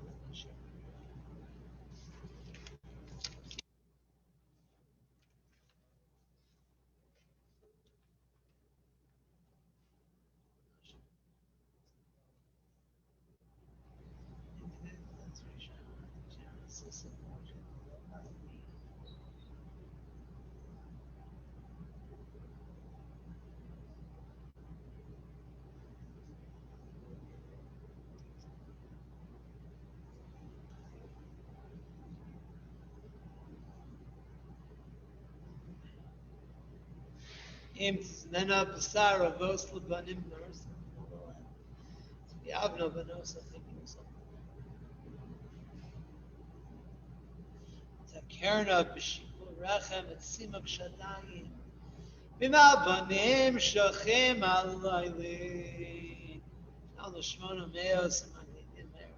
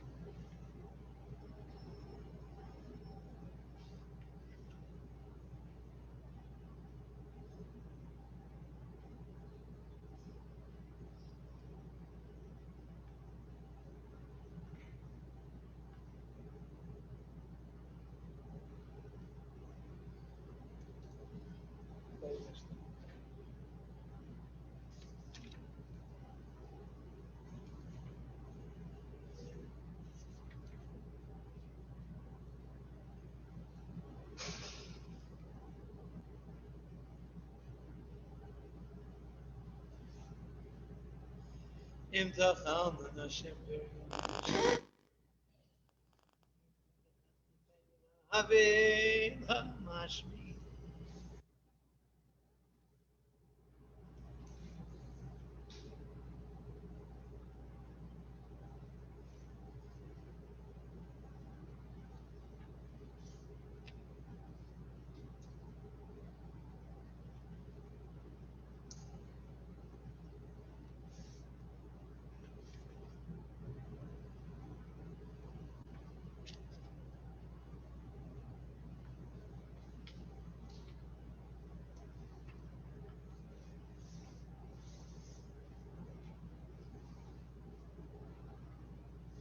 Okay, the next Kina, Bata Marta, is on page 236. It's Kina number 18.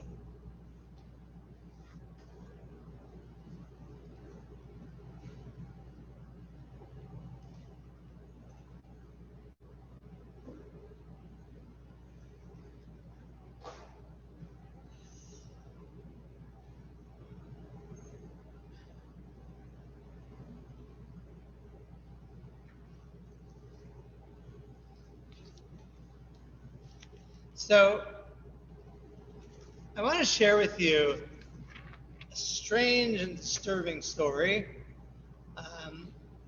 It's Gemara in Nedarim, and it's also a Medrash in Zecharya. Slightly different versions of the same story. And the story seems to explain an obscure pasuk in Divrei Hayam.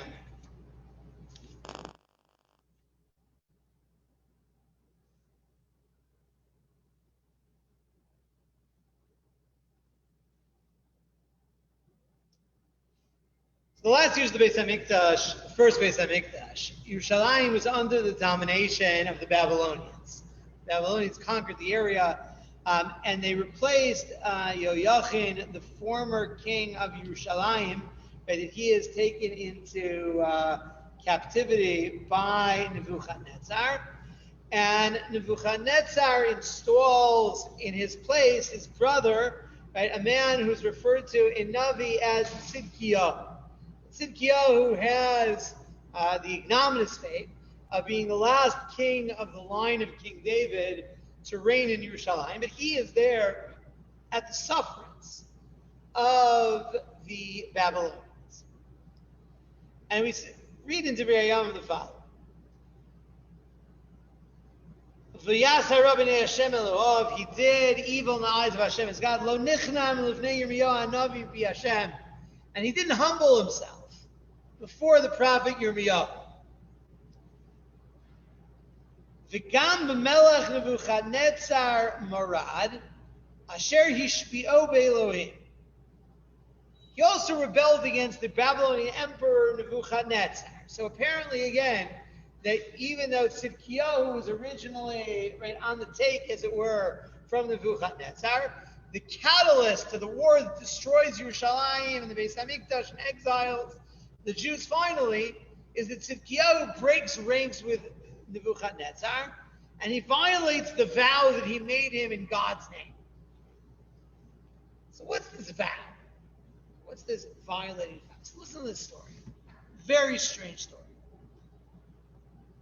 Ashkechei Tzidkiyahu Nebuchadnezzar. Once Tzidkiyahu finds himself by Nebuchadnezzar. Now it's interesting. We're going to jump back and forth. The Medrash in Zecharya says, "Have a alil v'nabik b'li rishos." So Tzidkiyahu had a pretty good deal. He had access into the throne room. He could go in at will, right? And in fact, and we'll come back to the Medrash in Zecharya, right, tells us that that Nebuchadnezzar actually made him in charge of a number of different kings, right? He says that it's based on a pasuk Yirmiyahu, right? That talks about the Melech Adon, Melech Moab, Melech Ammon, Melech Tzur, Melech Sidon, right? The other small countries in that area of the Middle East, many of them distant relatives of ours, right? Ammon and Moab and Edom and such, right? During this period, right, they all had puppet kings, right, under the Babylonians, right? It was a time of tension, right? And Tzidkiyahu, the Gemara, the Medrash says, was in charge of these other kings. Okay, so we'll come back. So he strolls in, and what does he find? Nebuchadnezzar is sitting there, and Nebuchadnezzar is eating a live rabbit. He's holding a rabbit, ripping the rabbit limb from limb, and eating this rabbit. Says the Gemara. This apparently is not intended for public display, right? And he's shocked that Tzidkiyahu is there. And he says, swear that you're not going to tell anybody about this. This is, just between, me, you, and the rabbit. And he does. He says, why? So Rashi on Nedarim, which is not really Rashi, but it's the Perush HaMiyuchas L'Rashi on Nedarim, says,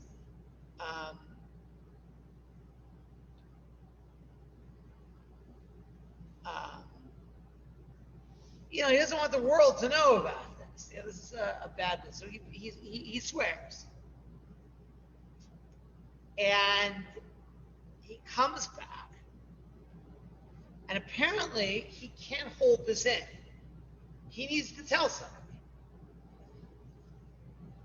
So the Gemara says he went to the Sanhedrin and he said, please, we need to do Hataras Nadarim.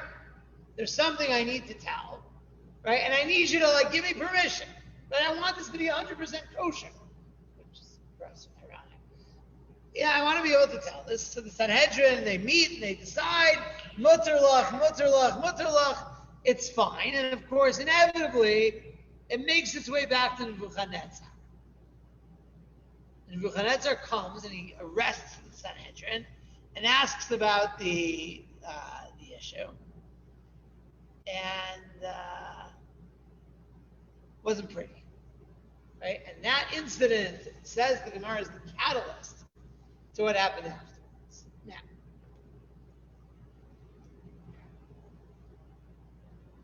I spent a lot of time thinking about what to do with this. Right? It's a very strange story. What is this to do with this?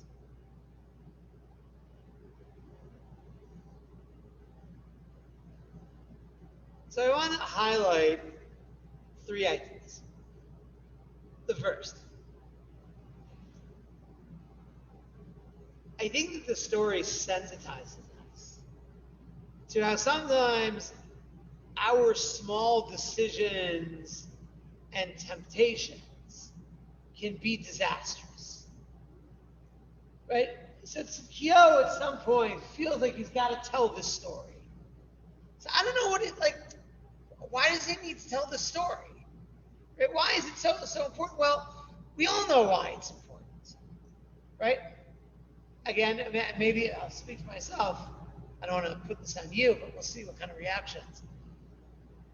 Ever have that juicy piece of lashon hara that you hear that you know you shouldn't be telling someone else, but you just can't help it, and there's it's too good. Right, you heard about somebody that you just can't stand, that they did something ridiculous, right? And you're privy to it, and the fact that you can't tell it, it's eating you up inside, right? And you got it. What harm is it going to do? So maybe that's how Tzidkiyahu felt, right? You're not going to believe, right? And it's interesting. We'll come back to it.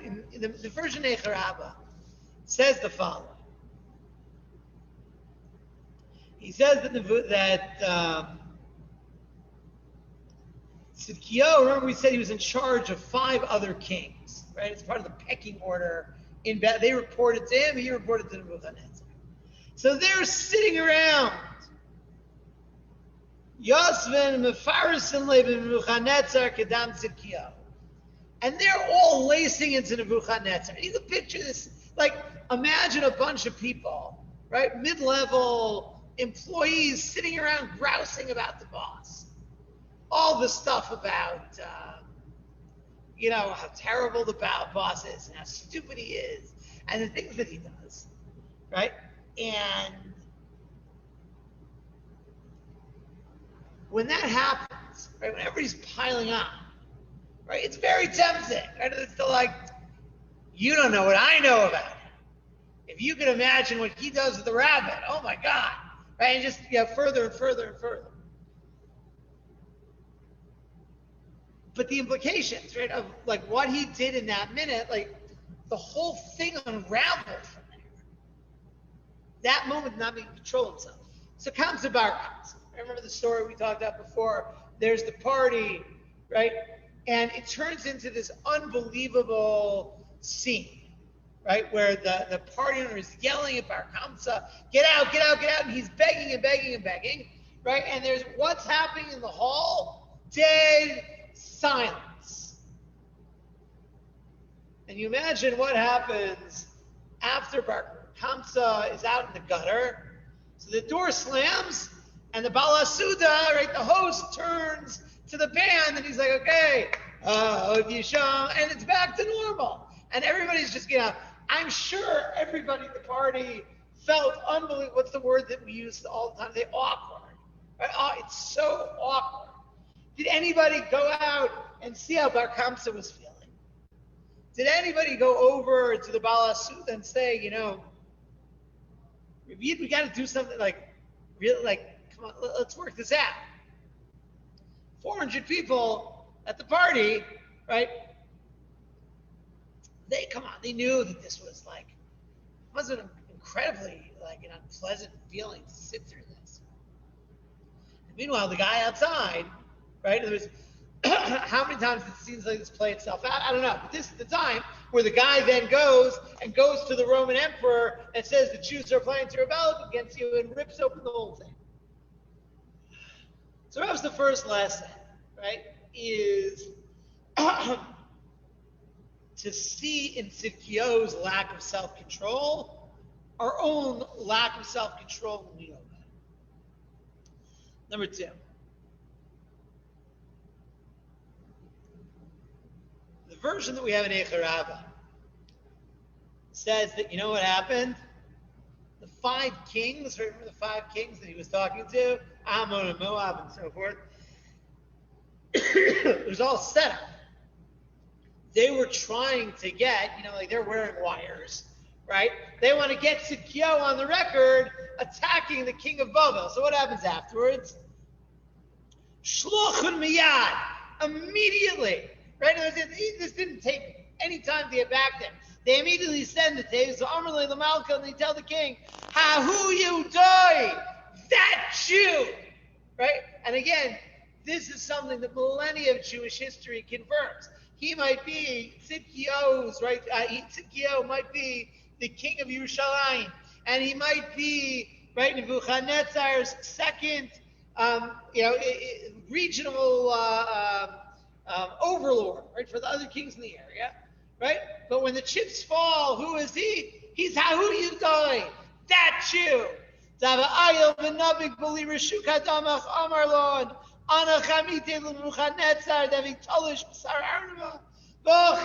He says, that Jew that you let come in and out, he just told us that he saw you eating a rabbit. Alive. It's the second takeaway of the story. And this is something, it's all over Eicha. The notion of betrayal. The idea that sometimes, right, when things are bad for Klal Yisrael,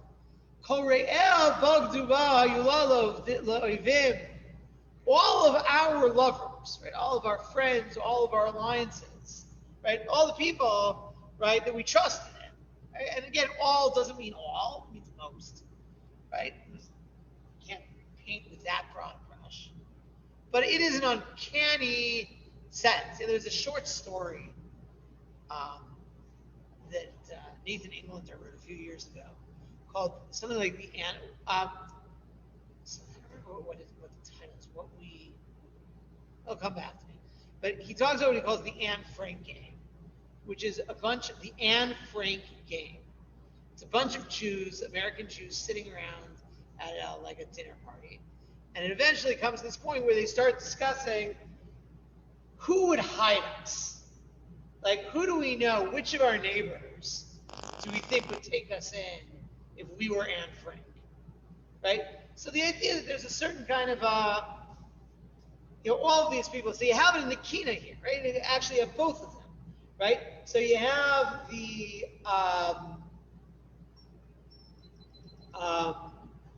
Aryeh Gurosov L'chanek, the lion Nebuchadnezzar is strangling the Jews, right? And the cousins, the Dodanim, are rejoicing. And who are they? We'll see it later on. The Lama Yazamu Moavim Va'amonim, right? Why are the Ammonites and the Moabites, right? And who are those? Are the kings, right? Those are the kings in the Medrash, right? They turn on the Jewish people. They were at one point, right? They were all in the same situation, right? But they decide they're going to profit on the destruction of the Beis Hamikdash. And the same thing is true, by the way. And Edom is there as well. Edom moves up in this time and occupies the empty cities of southern Yehuda. And Edom actually occupies until roughly at the time of Hanukkah. The city of Hebron is an Edomi city. Why? Because when Nebuchadnezzar destroys the Beis Hamikdash, right, Ammon and Moab and Edom, right, they decide, they see which way the wind is blowing, and they're on that side. So I'll be careful who you trust. Takeaway number 3. The story tells us about the cruelty of the Nebuchadnezzar. I mean, the image is an absolutely appalling. It's the idea of like, I don't even know how far, like the idea of the emperor of the world, right? But again, like, we talked about starvation before. And Nebuch, like somebody who hasn't eaten, really hasn't eaten in years, right? But like who hasn't, like, doesn't have the calories to survive. It's like cheshboning, like, can I be forced into cannibalism? Nebuchadnezzar is the king of the world, right? Like, he could eat any animal in the zoo, right? And he could have, like, he's got on his speed dial, right? Every restaurant in Bavel can make him whatever he wants, right? But this is a person, and again, when you read the stories about how the Babylonians massacred and the terrible things they did to Yisrael, the idea that at the top of the pyramid is this unbelievably perverse person, right? This person, it's interesting. Daniel talks about the idea that at a certain point in Nebuchadnezzar's life, he essentially, turns into an animal, right? That he ran wild through the forest. I think there's something deeply disturbed, right, about this person, right? And the idea, we talk about this question of moral equivalencies. The idea that often the people that we are up against, right, are really vile and terrible people, right? And a cruelty that manifests itself, right? Against what is really one of the shuvas they know of. Right? The Torah makes very few demands of humanity, right? Basic rules. And one of them is that you don't eat from a living creature. And that particular perversion, right, was something that appealed to Nebuchadnezzar. So we're trying to ask this question, right, of what happened. To keep, honestly, I don't want anybody keeping the image in their minds exactly. But certainly to keep the idea, right, of the reality of the cruelty, I think is something which is important as well. Kina Yud Ches V'Atzah Marta, page 236.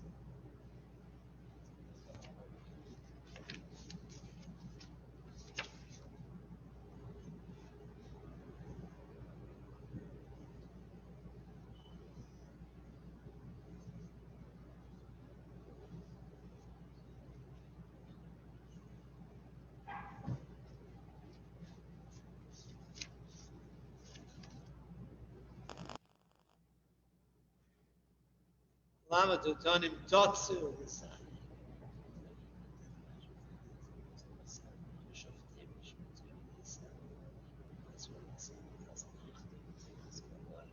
Lakachas goy mikera goy chashala al artsi goy v'lachanavim goy atati teisa shishim mushmau lama yosmu moavim v'amonim la'am sudak.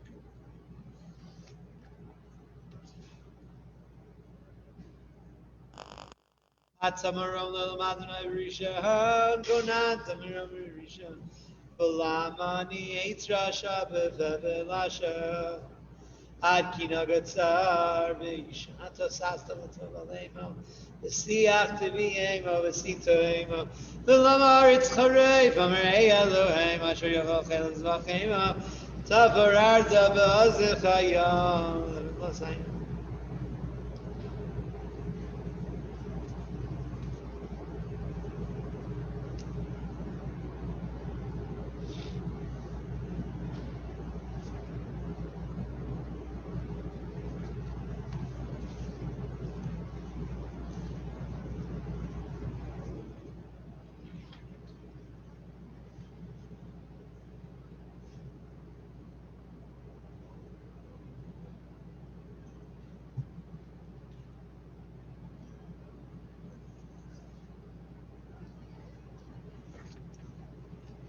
Quadri, Yetzias, Covenants.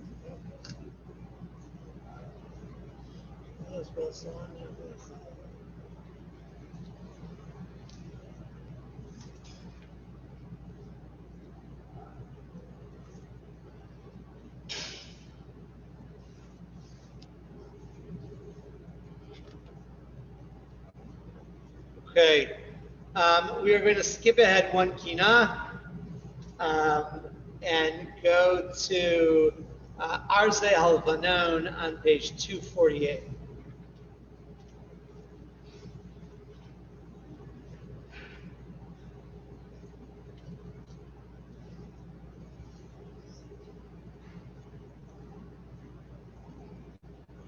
So as a preamble to our discussion of this kina, which discusses the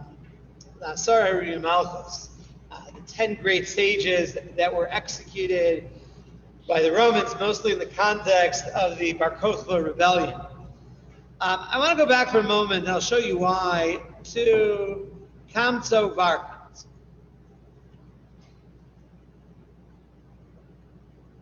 So I'm sure there is those students of literature and drama and theater have a better term for this. But I want you to consider for the moment the idea of taking a familiar scene, right? Something, a story, a scene that you know very well, and being able, and we'll talk, I guess, cinematically for the moment, to pull the camera backwards and see things in the scene, or more specifically, see people in the scene that you never realized were there before. And suddenly, like, the presence of this other character changes the scene. So really, I should have had a better example drawn from literature. I couldn't think of anything. So I'll tell you the way that how we see this in Zecharya. So Zecharya retells the famous story of Kamsu Barkas. There's a story, again, we talked about it before, this man, he makes a party. And the terrible scene that takes place, how Bar Kamsa thinks that now everything is great, he shows up, he gets thrown out.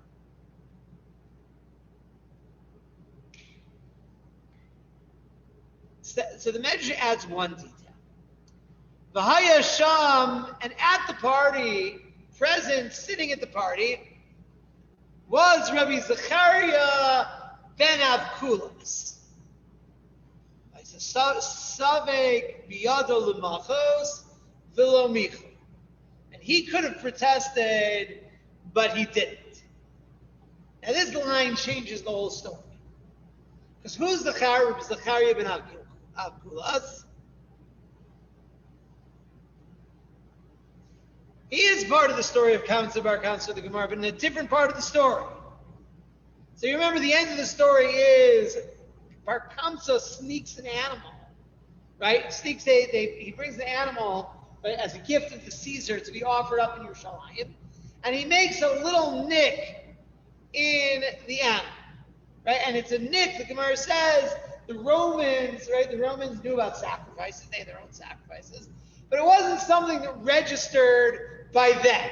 Right? For the Romans, it was like, it's like the spots at the bottom of an asterisk. It doesn't really add up. But he knew, and we'll come back to this again, in other words, he uses his knowledge of halacha against the Jews. Right? So you remember the scene, they bring the animal, and they decide, what do we do now? Right? In other words, if we don't offer the animal, it's going to be open rebellion.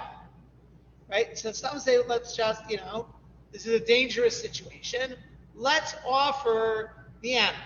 And we're going to come back to this idea also, this idea of these kinds of conversations about what do you do in this crisis moment. But we'll come back. So who gets up? Rebbe Zecharya ben Avkulas. Rebbe Zecharya ben Avkulas says, no! How can it be? People, this is a distortion of Torah. We can't do that.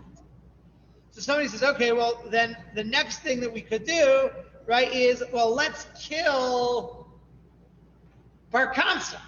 Right? There's like, three guys will come, put a bag over his head, we'll drag him somewhere, we'll drown him in the mikveh, and that'll be the end of that. It'll never get reported back to the Romans. And once again, who pops up? Rebbe Zecharya ben Avkulas. Right? How can we do that? People will say that you get the death penalty for trying to bring a sacrifice with a defect in it. And the Gemara says it's because of the humility, it's a strange term, of Zecharya ben Avkulas that all this happened. Now, I always thought, like Nebuch, like he's a sweet guy, right? And it's like, maybe he's like not up there to be a leader of the Jewish people, right? But like, he's standing up, he has like some principles, like, what's so terrible? Comes along the Medrash Harabah, pulls the camera back, and suddenly you notice at table 17, sitting there, right? He's probably doing Daf Yomi at the table, right? Not trying to look at what's happening. There's Zecharya ben Avkulas, right? He's sitting there at the party. So we talked before. Everybody must have felt terrible that this happened, right? And again, that's Bar Kamsa's twisted logic. I'm going to get all these people. But it's not just all of these people in general. It's Reb Zecharya ben Avkulas. And perhaps one might say, I'm sure Zecharya ben Avkulas had some kind of complicated, really I should do something and say something, but I'm sure you can say like this, right? That, in other words, there is an inability to make the right decision, a paralysis of perhaps his own humility. Perhaps that he doesn't even appreciate, right? That, he thinks like, who am I to make such a decision, right? But that's how the whole thing felt. So that's this idea, right? Of you pull the camera back, and who else is there? And sometimes it makes it a different story.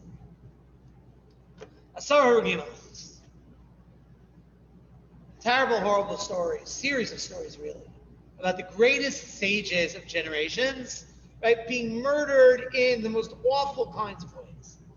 And we have all kinds of stories about their students, right? Their students coming to them and, asking them questions, trying to, be with them in their last moments.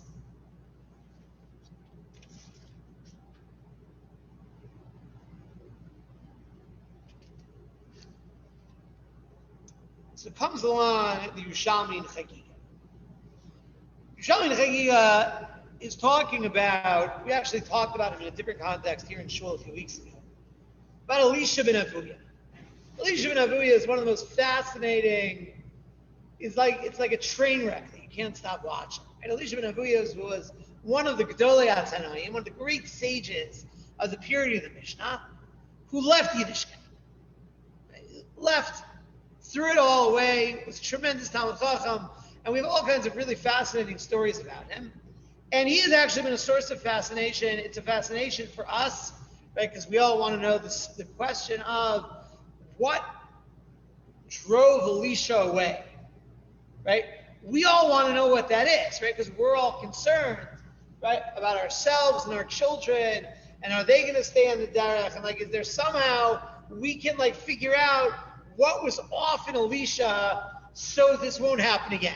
And Elisha, for the last 2 centuries, is a hero to every person who went off the derech, right, who wants to write about it. So in Yiddish literature, and in Hebrew literature, and in English literature, and there are Yiddish plays about Elisha ben Avuya. Everybody wants to know about Elisha ben Avuya. So the Gemara and the Yerushalmi and the Midrashim, they all have different stories. So here's one story. Al Yidei Shira L'shonos Rav Yehuda Hanachtam Nason B'fi HaKelev Shoses Dam.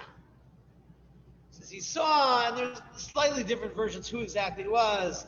Here it says Rav Yehuda Hanachtam, Rav Yehuda the baker. Others say it was Rav Chutzpah HaMeturgaman. Doesn't really matter. That Elisha ben Avuya saw one of the sages from our Kinos, right? That they ripped his tongue out. And they saw a dog with the tongue of this Tana dripping blood in its mouth. Again, it's a graphic session today. And Elisha ben Avuya saw this. And this is probably someone. He saw it and he said, Zu Torah v'zu schara? Is this Torah and is this the reward for it? Zeu aloshon shayamotzi divrei Torah kisiknan. Zeu aloshon shayagav Torah kol yamav. Zu Torah v'zu schara. This is the tongue that said so many beautiful divrei Torah. This is the time where all he talked about, he toiled in Torah with that mouth. This is the reward for Torah.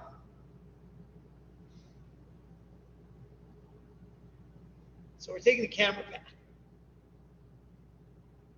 And in the scene, there's Elisha ben Avuya who's going out of his mind. And honestly, I don't blame him. And how many other Elisha ben Avuyas were there? Right, here's the Gadol Adar, right, the great sage. And that's his reaction. It's very, very difficult thing to watch. It touches at the core, right, of the problem of evil in the world. And again, I would imagine that Elisha ben Avuya sat in the Beis Medrash with Rabbi Naftal. He heard him give shir. They probably, talked back and forth. Oh, you can't believe this idea that I heard. Probably Elisha's looking at his own tongue also and saying, what protection do I have? Zu Torah v'zu Sfara. This is the reward for Torah.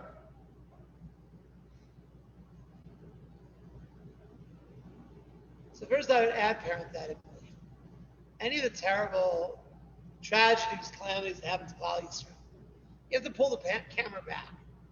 And remember that the victims are not only, right, the people who necessarily experienced it themselves, but who else was standing in the crowd who was traumatized, whose faith was crushed, whose relationship to Klal Yisrael was damaged? How much collateral damage is there around each of these tragedies? How many hearts were broken when the Beis Hamikdash burned? However,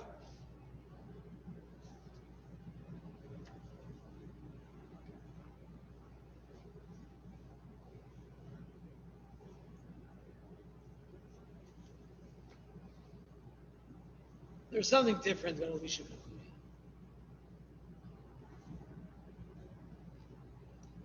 Says the Yerushalayim. Says it was during the time of the persecution of Jews. It's probably during the time of the Emperor Hadrian, who outlawed the essentially the practice of Yiddishkeit. So Judaism had to go underground. It's interesting. There's another Jew during this time. It's called Elisha Bala Knafayim, right? Who famously he put on tefillin, right? And when they came and they almost caught him, right, hid the tefillin in his hands, and a miracle happened. The Gemara says, right? And they turned into the wings of a dove. So what's our Elisha during the persecution? So the Yerushalayim says that basically he became the advisor to the Roman occupation government on Jewish law. So you want to understand what the Jews are trying to get away with, right? He knew, right? He memorized, all 4 volumes of Rabbi Ribiat's laws of Shabbos, so he knew all the rules and he knew all the exemptions, and he was able to tell the Romans the things they wouldn't pick up on. So, for instance, the Yerushalayim says during the decree, for instance, 2 Jews would carry a beam together. Right? Now there's halacha, right, called Shnayim Sha'asu. Now halacha of Shnayim Sha'asu means that when it comes to, again, please don't use this as like plans for next Shabbos afternoon's activities.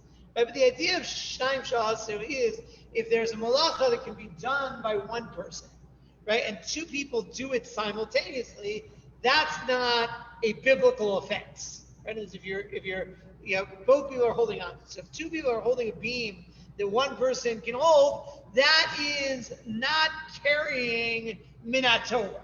Right? That way you're downgrading the obligation. Now, it's the question halachically in a situation like that, right? It's a whole complicated sugya about whether you must give your life for that, right? Normally we say pikuach nefesh docha Shabbos, right? If your life is in danger.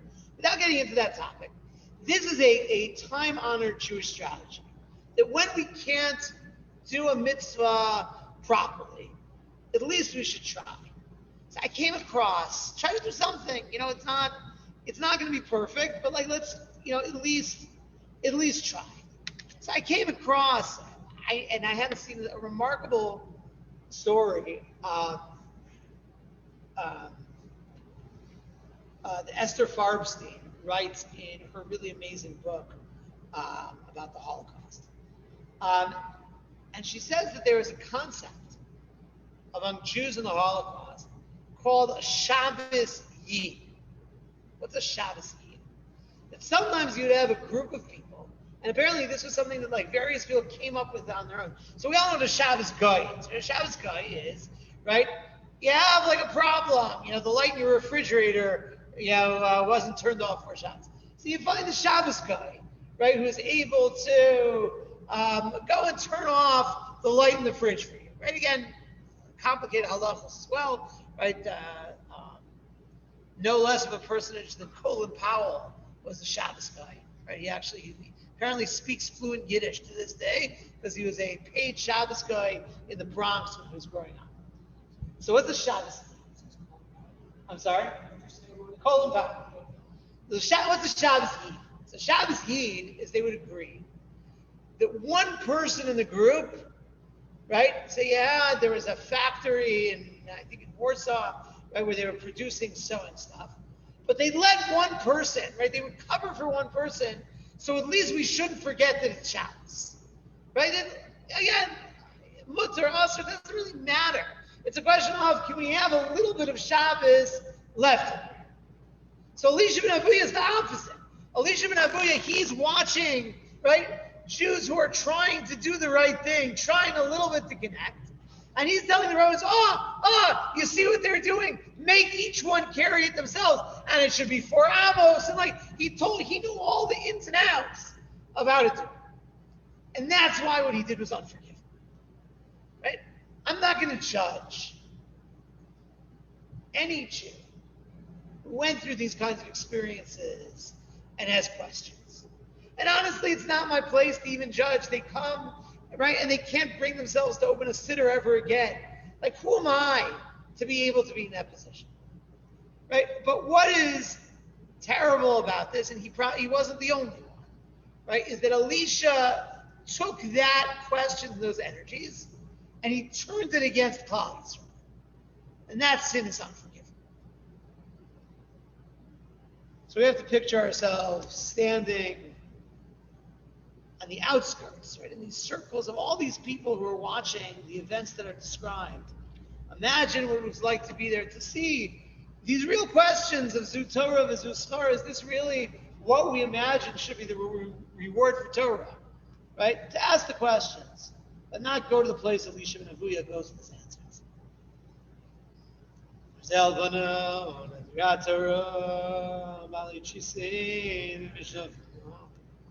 Gibari Kawach Hamala B'Tara Adam Nishbach Kamayim Hinam Kdoshe Aruge Malchus Asura Valilachia Chamdas Yisrael Klei HaKodesh Nezer V'Atorah Torah Kochi Balash.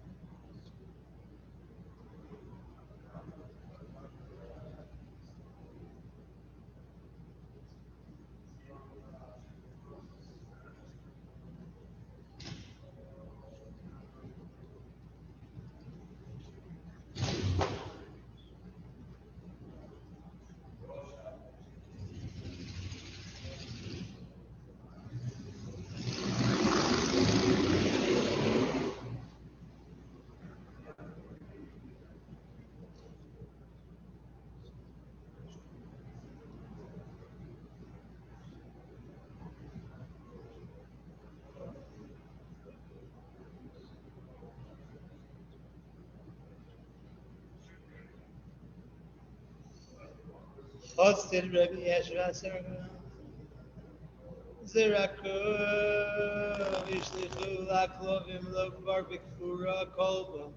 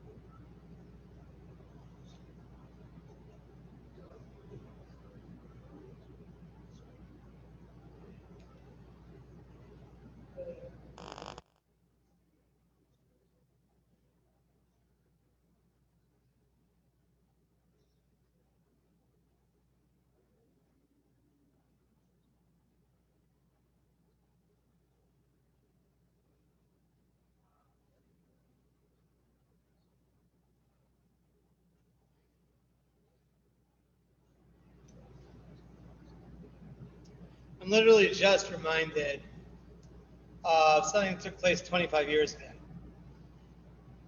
So if you recall, in the late winter of 1996 was a time of terrible terrorism in Israel. And the flavor of the day at that time was bus bombings. Right? There were these series, it was bus bombing after bus bombing.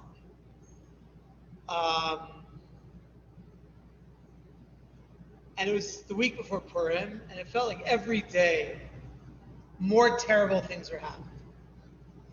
And on Tainus Esther in Tel Aviv, there was a bus that exploded, it was blown up, with children in Purim costumes on the bus.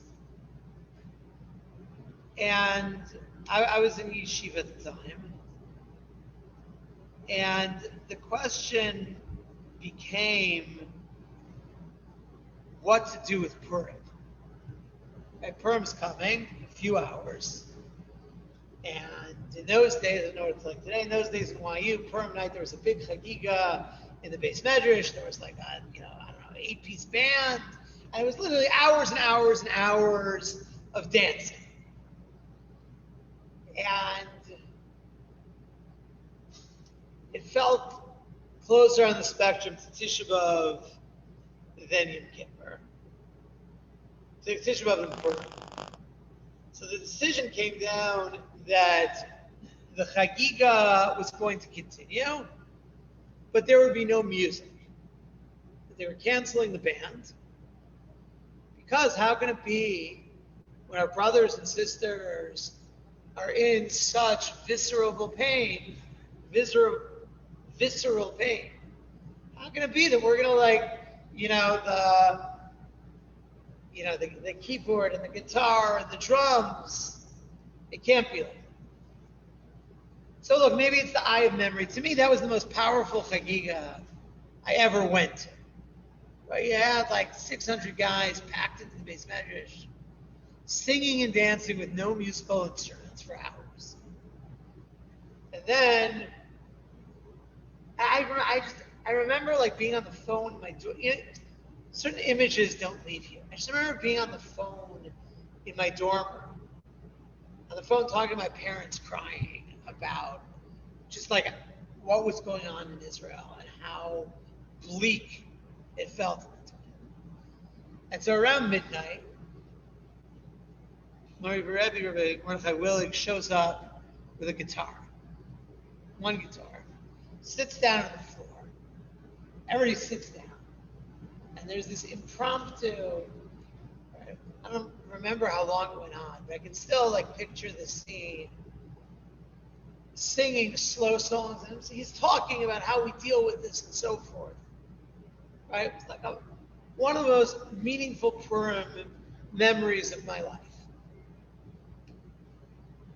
The takeaway, and this is something that I think is a real struggle, is the question of how do you live your life while other Jews are suffering, right? And particularly, it's like today, you get an update on your phone, and then like you're on to the next activity, right?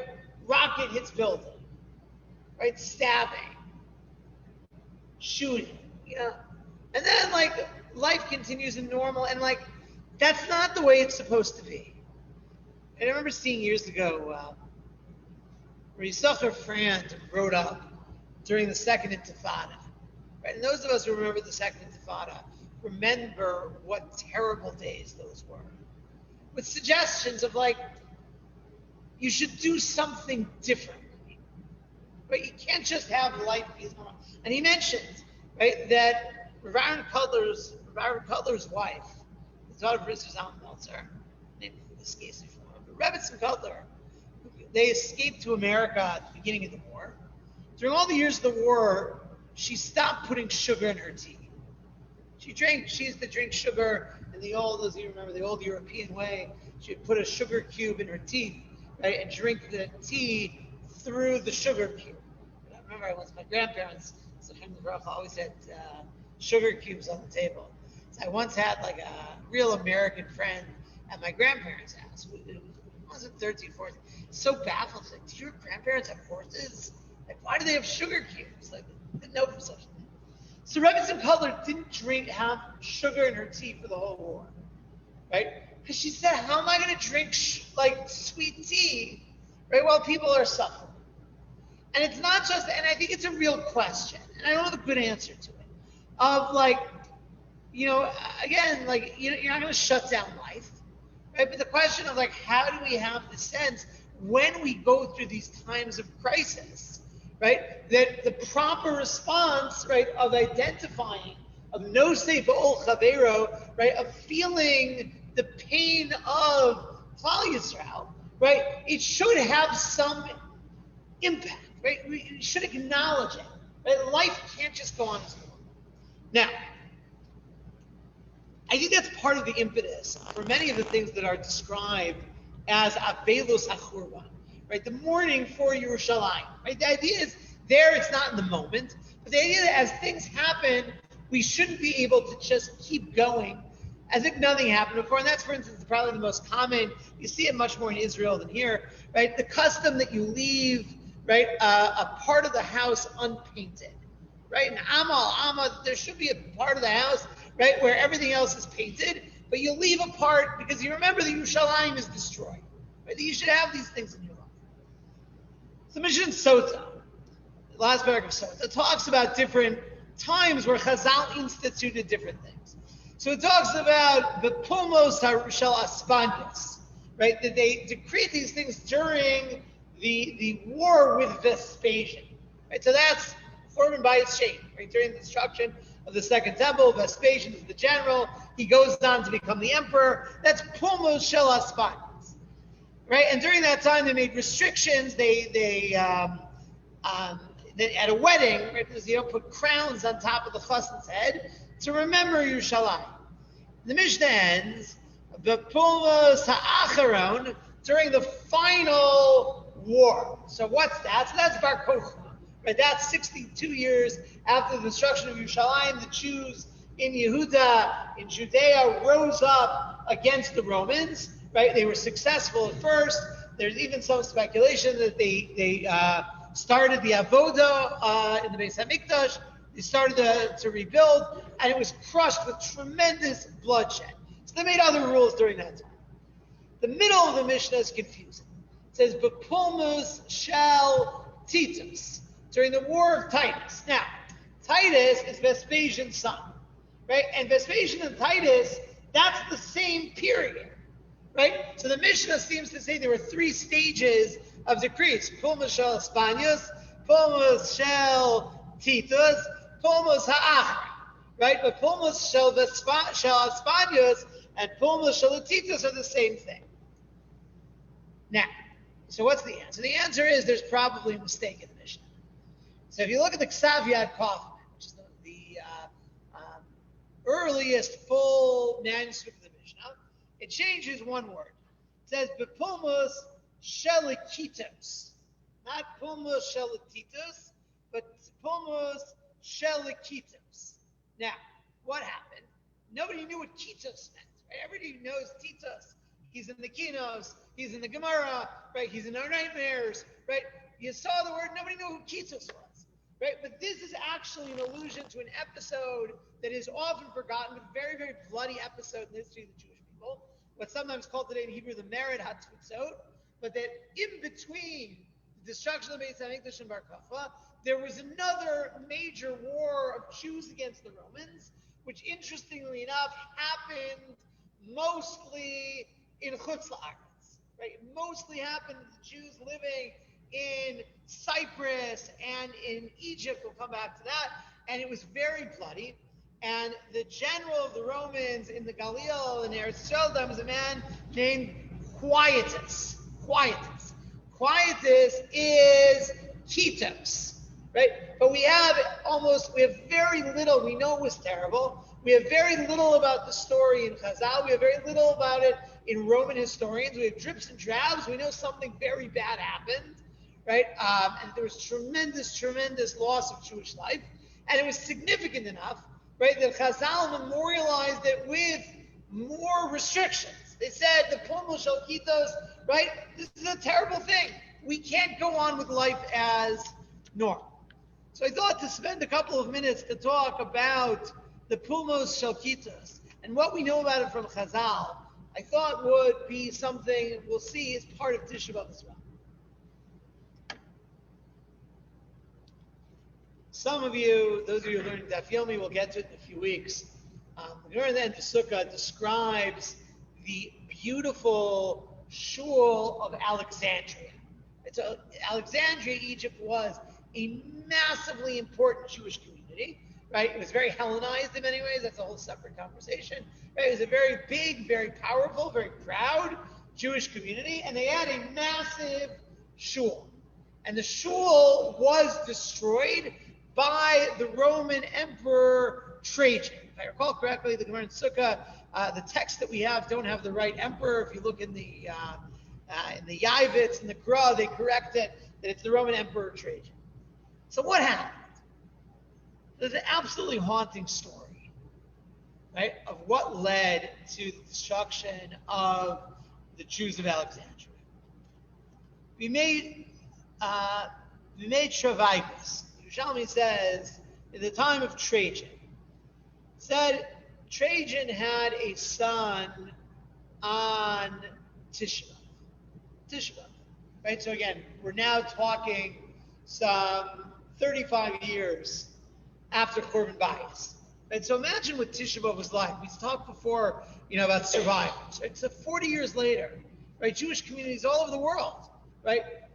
What a Tisha B'Av must have felt like. You came into shul and you were reading Eicha, right? Which of course Eicha is about Bayis Rishon. But how many memories, right? How loud the crying must have been. How real a Tisha B'Av 40 years out must have been. And the emperor Mazel Tov has a son. And the Jews are, so in the Jewish areas, right, everywhere else, right? It's Erev Simcha, V'sasun Vikar, right? It's Yontif. The emperor had a child, right? It's a holiday, right? I think in the Mishnah of Zecharya, when it talks about different Roman holidays, it talks about the birth of a child to an emperor. This is an important thing. By the Jews, it's all Tisha B'Av. So then I'll go back to the version we have in Eicha. He says, Nishtaka Kavlad B'Chanukah. The little baby dies on Chanukah. Right? Dies on Chanukah.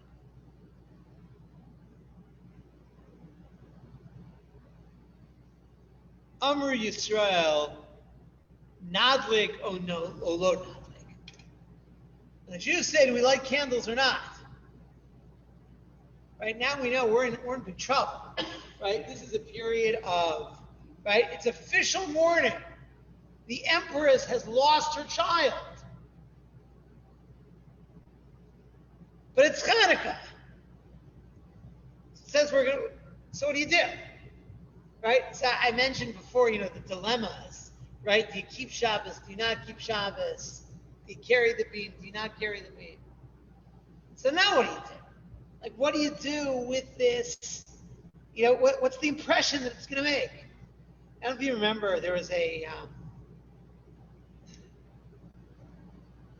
one of the stranger halachic subplots of COVID was beer chametz of Pesach 2020. So there was this thing that went out from many, many rabbanim that we're not burning chametz this year.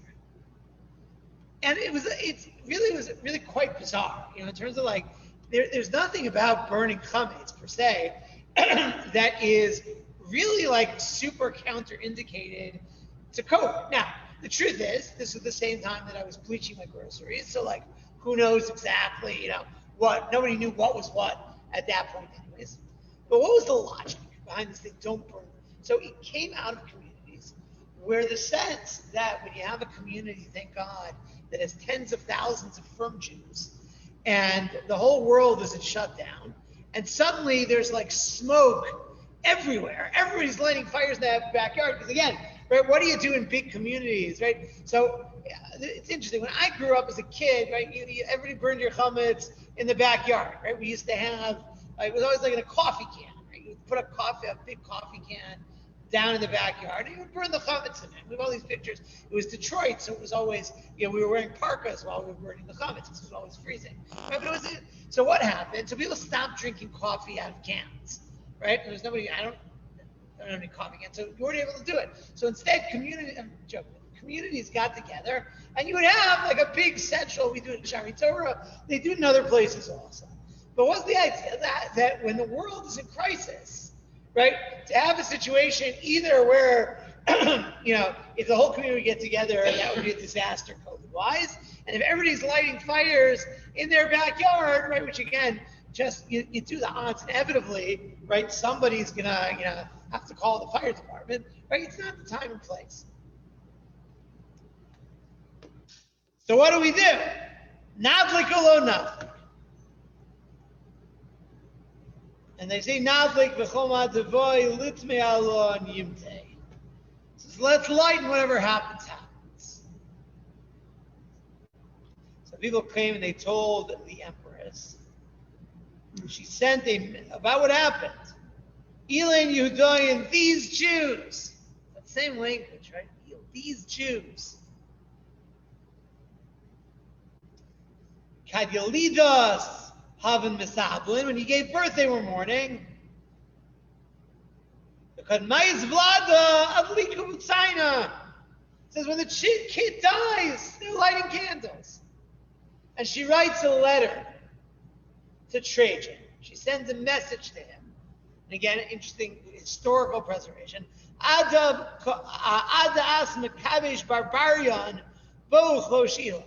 Before you go and conquer the barbarians, because Trajan, the last years of his career, was involved in tremendous wars in the east, you got to take care of the Jews. And that's what leads to the destruction of the shul in Alexandria. And he says, he says the blood flowed out from Alexandria into the Mediterranean until it reached Cyprus. This is an allusion probably to the fact that Jews were massacred on Cyprus as well. So the image, right, is the blood goes all the way up from Egypt to Cyprus. And the message ends, Ruach HaKodesh, Savachas Vomeres, Al-Eilani Bochia. That God cries out himself, it is on thee, for these, that I am crying.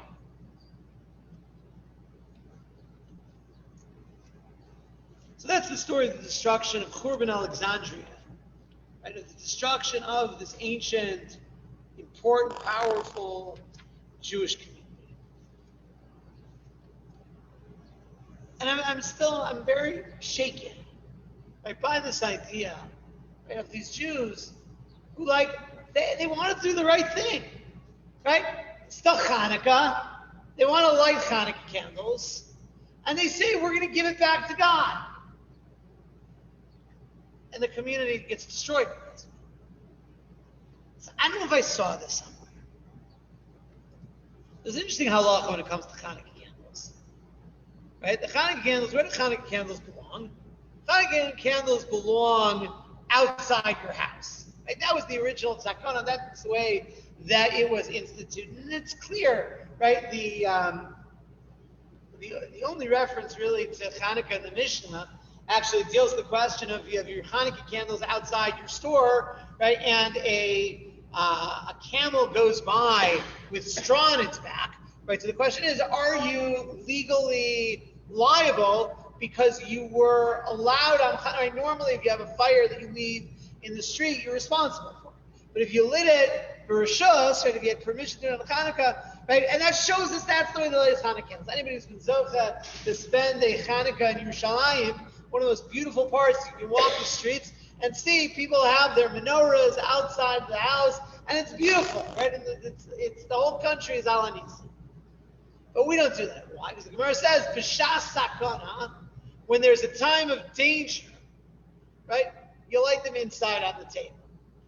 Right? And the basic assumption has been of diaspora Jewry for a long time, and in most places, there were always b'shas sakana. That's why almost nobody lights Hanukkah candles, even in America, right, where it's not clear what the danger would be. Right? Lights it outside the house. But b'shas sakana, the Gemara says you keep it in the house. And largely light by the door, inside. Those aren't real menorahs. That's a different idea. But you light on the shulchan, right? That's not what it is. And I'm wondering if that perhaps is a memory, right, of this particularly painful chapter, right, of the year of Jews who just wanted to keep Hanukkah properly, and wound up toppling the Alexandrian community eventually as a result of it. So our next Kinos is just a reminder about the fact that part of Tisha B'Av is the communities of the diaspora, right? That again, even though, let's call it the major theme of Tisha B'Av is Eretz Yisrael and Yerushalayim and the Beis HaMikdash, right? But the minor thing is the fact that Jews have suffered in all kinds of places as well. They suffered 2,000 years ago in Alexandria.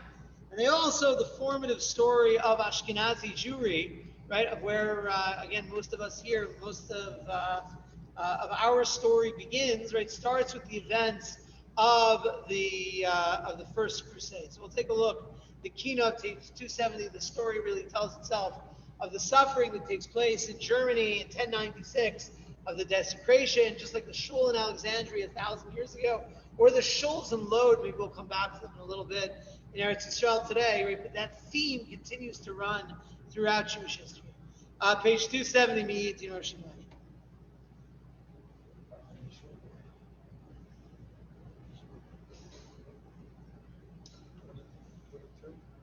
25.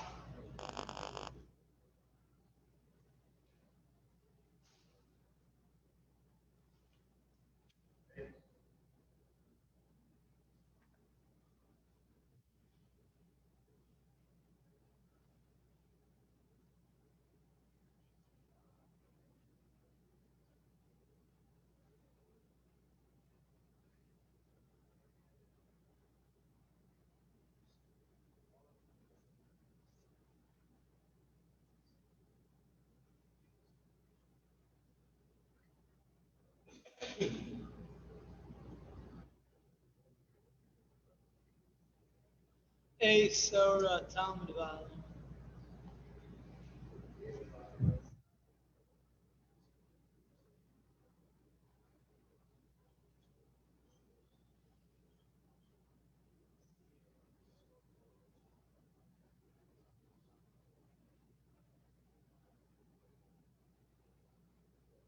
Alvar Maiza, Bechuno, Kares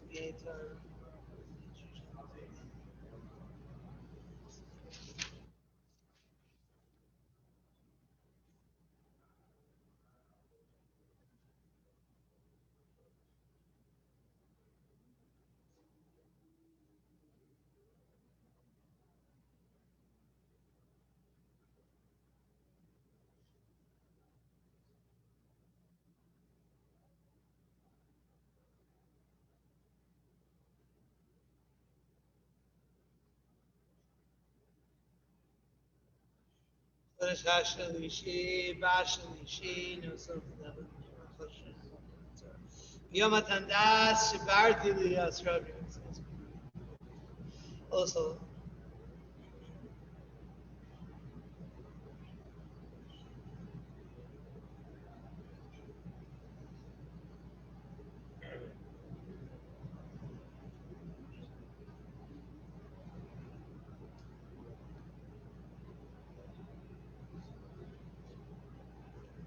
Streifas Beis Eloheinu, Haolam Abira, V'chiyenu Sif Moichma. Ein Laktiv Zulasi Lacharot, Achas Kein Hayom V'Yosiyah. Espera, V'Elila, V'Evkia V'Nevesh Mona. V'An Chasik, Havedami Boker V'Aderev. Beis Yisrael, V'Elam Adonai, Kinaflu B'Choy. Leilani B'Chia, V'Libino, Emni V'Avos.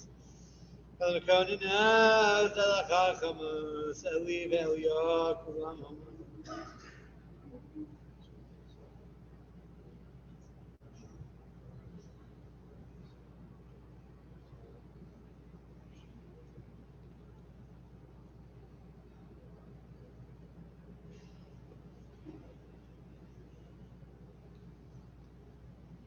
Gavi l'kol bochem elavi v'l'karer mi yanu le'yu minachazik l'hisayer.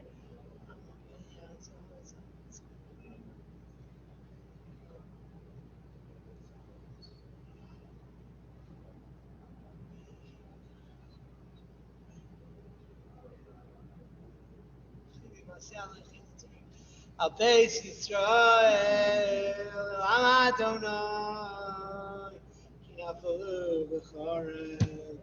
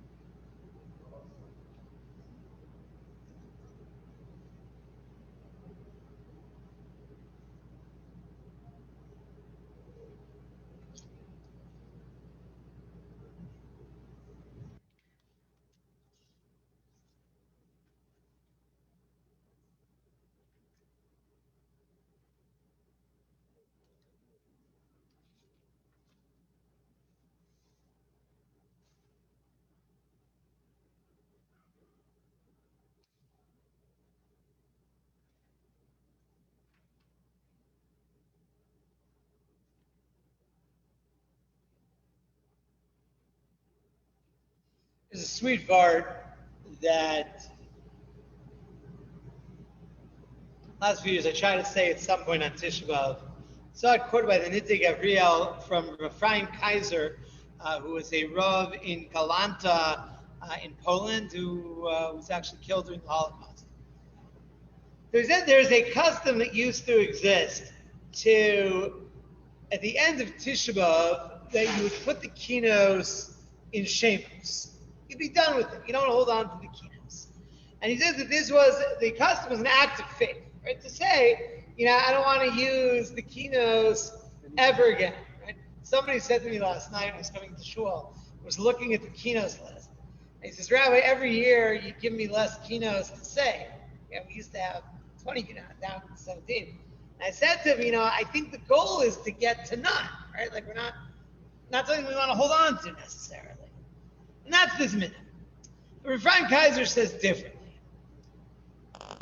He says, on Pesach, we have a mitzvah of eating maror. Right? So we eat maror, right, to remember the bitterness. Right? So why do we do that? Because it makes the Pesach more meaningful. Because if we just, right, that's the whole halacha on Pesach, right? Masto b'gnus, u'misayim b'shalach, right? If the story is just God took us out of Egypt, you got to work it a little bit first. What was Egypt? What was it like? They killed us. They beat us. They put the children in the walls, and then then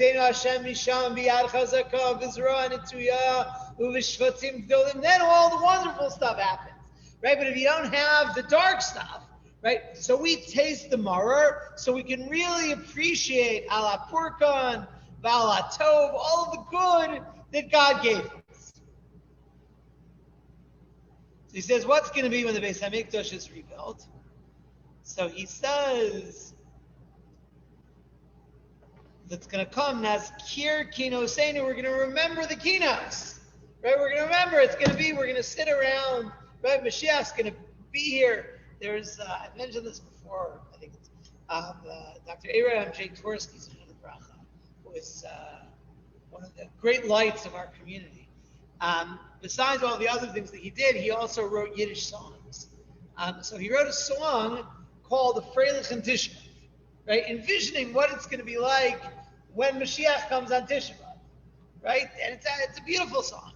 My Yiddish is not so good, but good enough to be able to appreciate it.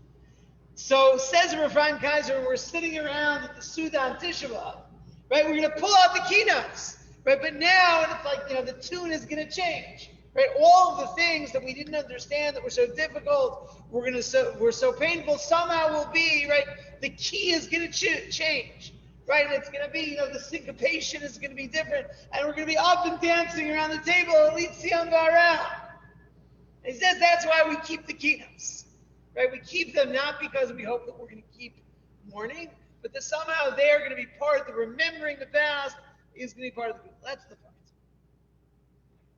And really he connects this idea that there is this weird connection between Tisha B'Av and Pesach, right? And it's noted in the Medrash in Zecharya that the night of Tisha B'Av and the night of the Seder are always the same night of the week, right? It's a very weird quirk of the calendar, right? So this past year, right, you remember Pesach was, should remember, it was Mitzrayim Shabbos. That hasn't happened. That's the whole thing with 2025, 2040. Fine, it hasn't happened in a long time, right? And so therefore, when was Tisha B'Av? Tisha B'Av was also Mitzvah Shabbos, right? It always is connected. And the Medrash says, this is the pasuk in Eicha, Hasbieni b'mrorim, right? He filled me up with bitterness, or literally with bitter herbs, right? Hirvani lana, and he gave me wormwood. So he says that's Pesach and Tisha, right? That already in Eicha, there's this line. Now again, and we're going to come back to, we're going to talk about in our Kinos, right? The Kinos we're going to say now, contrast Yetzias Mitzrayim and Yetzias Yerushalayim. There's actually another beautiful Sephardi Kinos called Manishtana Halayla Azeh Mikol Alilos, right? It's a Manishtana for Tisha, right? The rest of the year we sit at the table, now we sit on the floor, right? It's the same concept.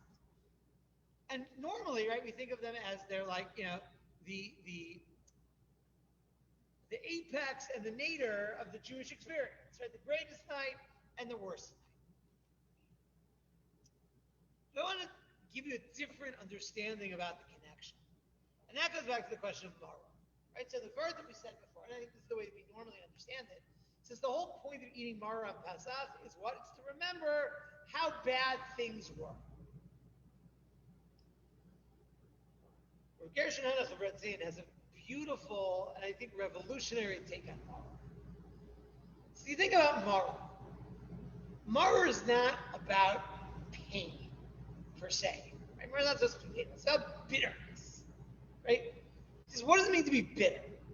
Right? Being bitter means being in a situation, right, where you refuse to accept your reality. Right? When something's bitter, you're talking about a bitter person. A bitter person sees things that other people look at and just kind of shrug. They say, no, it's not supposed to be like that. Right? And he says that for the Jews in Mitzrayim, right, that the bitterness does not describe his theory, the worst part of their exile necessarily, when they were the most used to it. But he says the bitterness is when the Jews were finally prompted to pray. Right? We know, what does the Torah say? Right? So the Torah tells us, right, when things got really, really bad finally in Mitzrayim,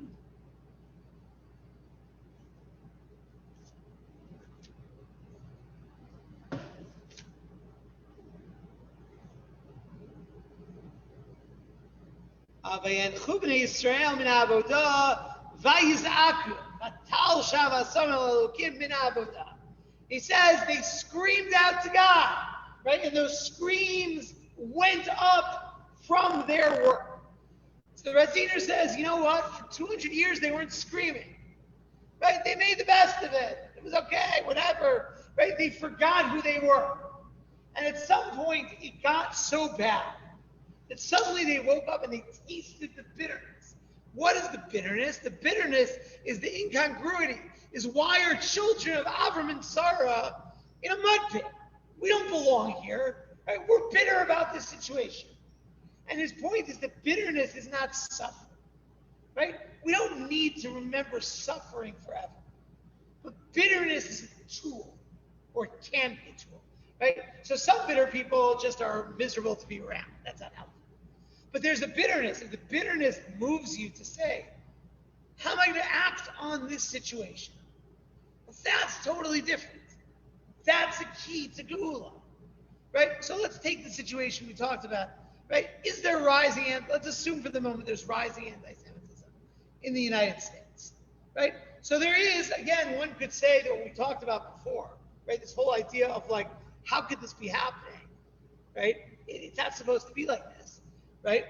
If that's a Maror, if that's a it's beyond even roaring, right? If that's a God gives me Maror to help me out, right? Then what do we do with that? We say, okay, what's the implication of that? What does it mean? So does that mean I'm going to work against anti-Semitism? Perhaps. Does that mean I start to question, right?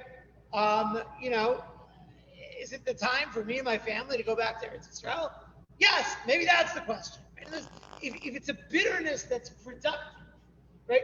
That's the line between Pesach and our way out of Tisha B'Av. Right? It's to be able to both are times of bitterness. So we took the bitterness of Yetzias Mitzrayim, or the bitterness of the Shibud Mitzrayim, of the slavery, and it brought us to a place of tefillah. So the question, the challenge of Tisha B'Av is, can we view Tisha B'Av, and this really means all the Tisha B'Av moments of our life, can we view it as Maror? Not Maror as, it's so terrible, but Maror in terms of, can we tap into that sense of bitterness and go somewhere, right, and make something out of it, right, for ourselves, for HaKadosh Baruch Hu, for Klal Yisrael. So again, when we're singing today of the difference, right, between Yetzias Mitzrayim and Yetzias Yerushalayim, the idea that perhaps there's something profound, not just that it was great when we left Mitzrayim, right, but that somehow we contributed to it, right? Maybe there's something we can take out of that as well. Okay, we're on H2 Curious 3 or 4. My voice is, we did not set up a microphone this year, so my voice is a little strained, so again, your help would certainly be appreciated.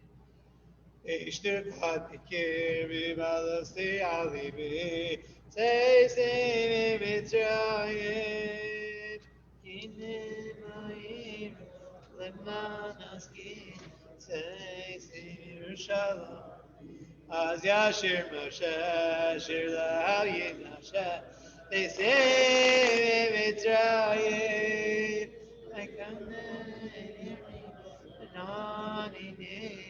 say Yerushalayim, Bayis Kanan, Shachana, it says Mitzrayim,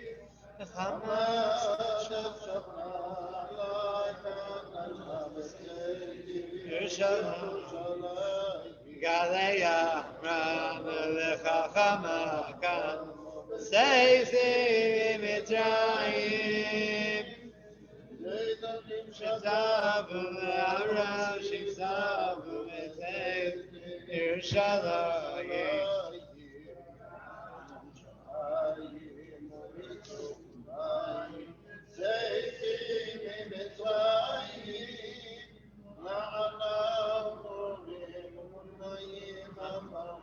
Seisi Yerushalayim Ashken V'Aretz V'Yas HaKoret Seisi Mitzrayim Al Haaretz Bavel Seisi Yerushalayim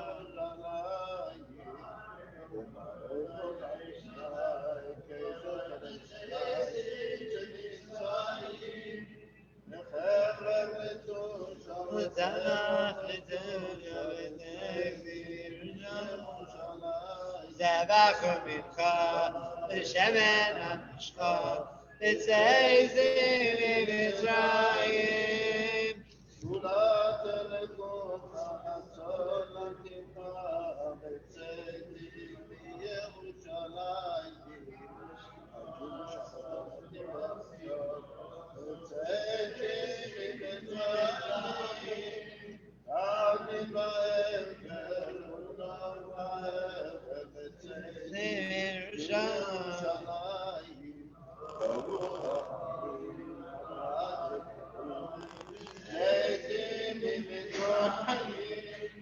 Ole Yishmael Achanos Ared Seisi Yerushalayim Yavel Shmita Ve'aret Shakishma Seisi Mitzrayim Ma'od Seisi Yerushalayim Kabaras Vara Avnei Zecharya Yetzias Mitzrayim.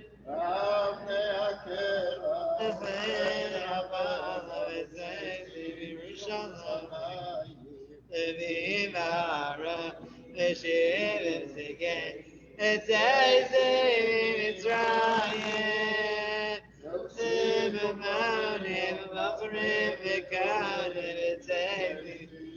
Shalayim Asheirah Aran Yanchan Yetzias Nebuchadnezzar Adrianos Caesar Yetzias Yerushalayim Arach Melchama Seisi Mitzrayim Racham Yetzias Yerushalayim Sisrei Baruch Azu Sidrei Marachat Seisi Mitzrayim Chayman Yidachas Olai Sochel Seisi Yerushalayim Olah Usvachim Yishen Yichachim Seisi Mitzrayim Charem Edukarim Nixiyana Yikar Seisi Yerushalayim Pare Mikvas L'chavod Nikvas Seisi Mitzrayim Shingos Yisrael Golas Yisrael Seisi Yerushalayim Sitzazah Amshel Seisi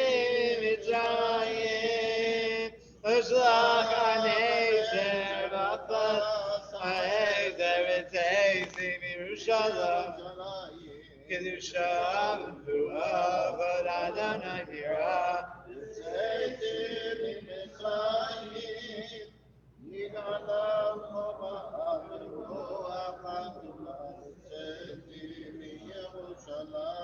Minavi Yeshua Chatzatza Zachariya Seisi Mitzrayim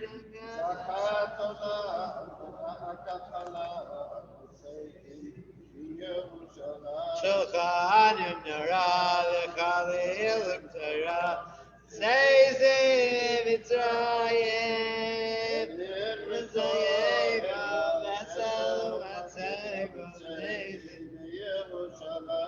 Torah Seuda Chlei Achemda Seisi Mitzrayim Simcha V'Nasya G'Nanacha V'Zeh Shuvi Yerushalayim.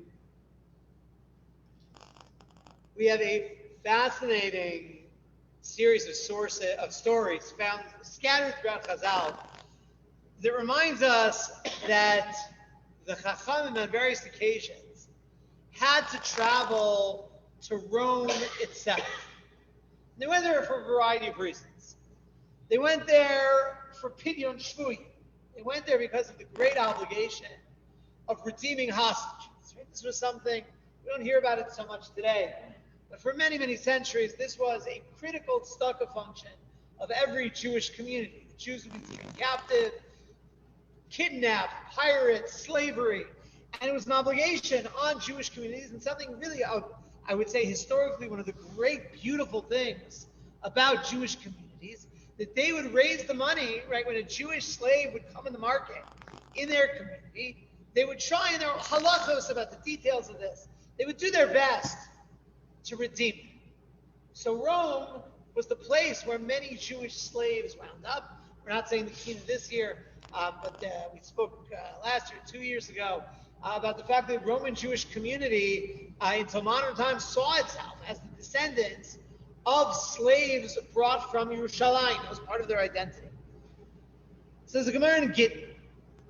Meiser Rishon ben Chananya, Shahalach L'Krach Godol Shabaromi, who went to the great city of Rome. And they said, Tino Echa Yesh Bebeis HaSurim, there's one beautiful child who's in prison here. Halach v'amar al Pesach Beis HaSurim. So he went to the jail and he looks in.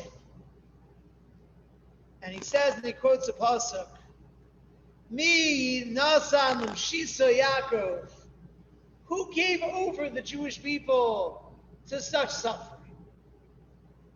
And he hears piping out of the cell a childish voice, finishing the pasuk. He says, Halo Hashem zu chatanu lo. Did we not sin against God? So he is unbelievably moved by this. The idea that there's a Jewish child in the belly of the beast, right, in a Roman cell, and God knows what horrible fate they had in mind for this child. But this child can still say a pasuk. And Yeshua is moved to the core of his being. Moved to Chanibo. Shemora Rav Yisrael. I promise this child is going to become a Talmud Chacham and Klal Yisrael. I'm not giving up on this child. Avoda. Really. He swears by the Avoda in the Beis HaMikdash, which of course was no more. Avoda she'eni zazmi kan ad shevten, I'm not moving until I redeem him. B'chol maman shaboskin alav. I'll pay anything. This child is the future of the Jewish people. Amr lo zazmi sham shabtov b'maman harbe. Says he spent a tremendous amount of money to redeem this child. Lo ayu yam mu'adin ad shehora Rabbi Yisrael umanu. Rabbi Shmuel ben Elisha, he says it wasn't long until this prodigy slave becomes the great Rabbi Shmuel ben Elisha. So they went to Rome to redeem slaves. They also went to Rome, though, for hishtadlus. They went to Rome to advocate for the Jewish community. Right? Terrible stories.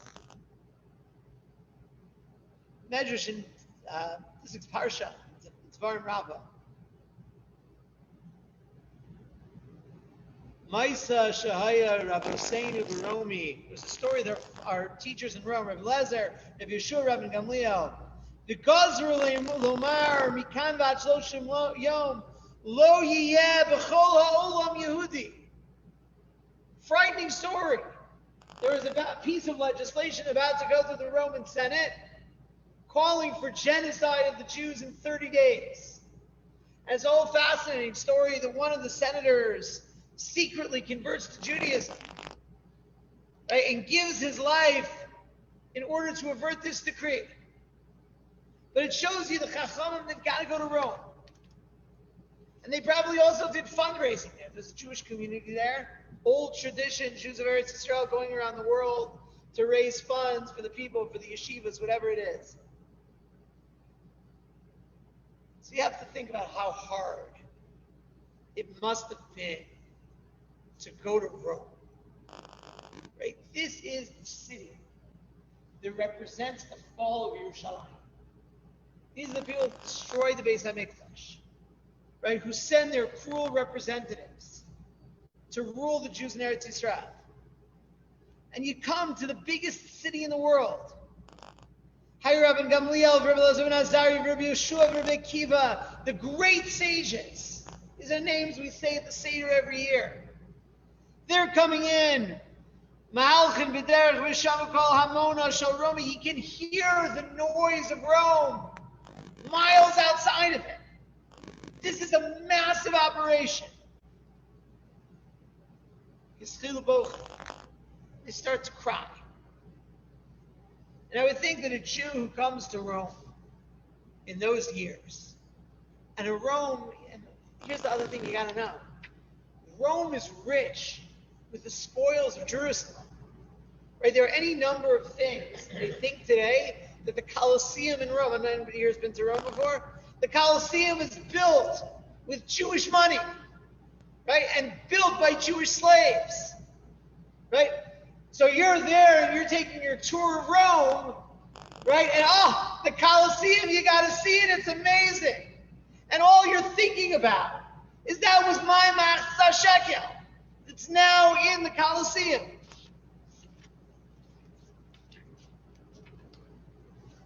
So Josephus tells us about the plans of the Romans. After these triumphs were over, the triumphs being the destruction of Yerushalayim, and the affairs of the Romans were settled on the surest foundations, Vespasian resolved to build a temple to peace. A temple to peace. So you know, this reminded me of, in the worst days of the Soviet Union, they put out a siddur, an official siddur for the Jews, right? The old Jews who were allowed to go to shul in Russia could daven out of the siddur. So what was the Russian siddur called? It was called, published in 1956, Siddur HaShalom, the peace siddur. Right? I'm saying, like, George Orwell could have written this whole thing, right? So why is it a peace? So first of all, you have a beautiful tefillah for the government of the USSR, right? Imagine how much kavanah they must have had, right, in such a tefillah. Avinu Shebashamayim, Borech Memsheles Samach Dalid. Right, our Father in heaven, bless the government of the Union of Soviet Socialist Republics. Magen Hashalom B'chol Ha'olam, the shield of peace for the whole world. And I'm sure everybody in the Eastern Bloc and in Korea and in Vietnam and all these other places would be really thrilled about the Magen Hashalom B'chol Ha'olam of the Soviet Union. But you know what they did? I mean, they really did take a step for peace. You know what they did? That they erased the word milchamos from Al-Anisim, right? You look at the page of Al-Anisim in the Siddur HaShalom of the Soviet Union, and it says in that, it's all photo offset. You can see it's Al-Achuos, Al-Niflos, Al-Nechamos, and then there's like whiteout on the page. Al-Milchamos, thanking God for wars, can't be there, right? Siddur HaShalom, beautiful. So Vespasian, his hands dripping with Jewish blood, comes back to Rome and says we're going to build a temple of peace. So what's the temple of peace? So the temple of peace is funded by the money from Vespasian's sacking of Yerushalayim, right? It's a series of fora are public squares that are linked together, right? It's and it was used, we have a whole description now about what it looks like. There are gardens and pools, and it was like it's like a beautiful kind of public place, right? Somewhere you go, when there's a pandemic, you can't go to the movies, so you go to the fora at the Temple of Peace because it's outdoors there. And what do they have on display there? They have the things that are from the Churban Bayis. Right? This was considered, the Roman writer Pliny said the Temple of Peace was one of the three most beautiful buildings in Rome. Right? It was the largest and most beautiful building in the whole city, and it was the richest because you had everything from the Beis HaMikdash is hanging up in the Temple of Peace. So you come to Rome, right? And everything that is about the success of Rome, right, throws the destruction of Yerushalayim back in your face. Right? And you'd imagine that the Tanoim who went there were like counting the seconds until they could get out of this place. Right? And listen to the way that they put it. Halalu mishtachim latzovim nekachim la'avayiskechovim yoshin betzach v'hashkeit. He says, look at these idolaters. They're living the good life. They're living again betzach v'hashkeit. They're living secure and in peace. They're sitting with the temple of peace. And what do we have? Anu Bayis harus. Bayis hadom ragel kein saruvesh. Right? The footstool of God is burned by fire. How are we not going to cry when we go there? It's a big question. But here's to me, and this is really about Jewish strength. We have a number of Gemaras, Elah, and Yuma, and other places that testify that they went to see the Caliph. Right now, again, the Temple of Peace is probably not a temple in the technical halachic sense, and there is some evidence that some of this was also displayed in the Emperor's palace. There were like different displays in different places. So listen to the Gemara in Elah. The Gemara is Damar Elazar bar Yossi, Ani Re'isiha, they're talking about the parochas, right, the curtain. I saw it in Rome. Now remember, we talked about this like 2 hours ago. When Titus came into the Beis HaMikdash, the Gemara says, he took the parochas, right, and he plopped down whatever he wanted to take from the Beis HaMikdash, right, wrapped it all up, like a hobo, in like in the parochas itself, and it went back to Rome. Okay? And he says on it, the Gemara says here, that not only did he see the parochas, havu alei kama tipei damin. I saw their blood stains still on the parochas in Rome. Now, Gemara in Yuma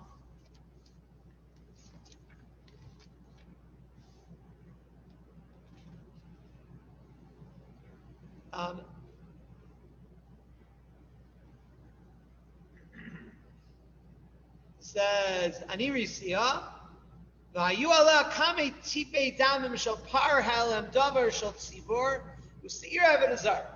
I saw the blood, right, that came from the sacrifices that are given in certain kinds of situations of crisis, right, when there's a wrong psak halacha and the blood is sprinkled by the parochas, and I saw that blood. I want you to imagine for a second going to the parochas exhibit in the Temple of Peace. And imagine what the docent is telling you. I had a very strange experience about a year and a half ago. It's a long story. I was in Israel, and I found myself in a group of American colleagues of mine, all American Orthodox rabbis, taking a tour of Hebron with a Palestinian guide. Right? It was a very bizarre experience. And I think we probably were the roughest audience that he had ever dealt with professionally. So we're on the bus from Yerushalayim down to Hebron, and he's giving us his story about Hebron, and he starts to tell us, it used to be before the state and before the occupation, right? Jews and Arabs got along beautifully in Hebron. It was wonderful. So somebody says, this is one of these freeze moments where we're driving past the gush on the highway, and he's got, the tour guides have their mics, where they're, and he's telling us the story about Nebuch until the Zionist came. Everything was amazing in Hebron. So somebody said, wasn't there a massacre there in 1929 when there was no occupation or state or anything? And he was honest. He said there was something like that happened, but it was these foreign European Jews, right? It wasn't really they were Sephardic Jews who lived in Hebron who we loved them. It was just these bad European Jews who came who were these instigators, and the Sephardim didn't really like them, and it was an unfortunate situation. An unfortunate situation where they're literally murdering. Right, there were American Bachrim, right? We talked about Chevron in the past, right? There were American Bachrim who came from Beis Medrash in Chicago and Yeshivas Rabbeinu Tzilchon in New York, right? Who came to learn Eretz Yisrael. Their parents sent them off, right? Before there was email, before there were cell phones, or whatever, Gilly's baked goods or whatever you send to your kids in Israel, right? American parents send their kids to learn in the Slobodka Yeshiva in Hebron, right? So they deserve to be butchered, right, by the neighbors in Hebron. So I remember after this was over, I was talking to a friend of mine who was on the train. And I said, it makes your blood boil. Because this guy does this for a living, right? And this is what he's telling us, right? This Palestinian tour guide, right? The noxiousness of the narratives that are being told to unsuspecting tourists, right?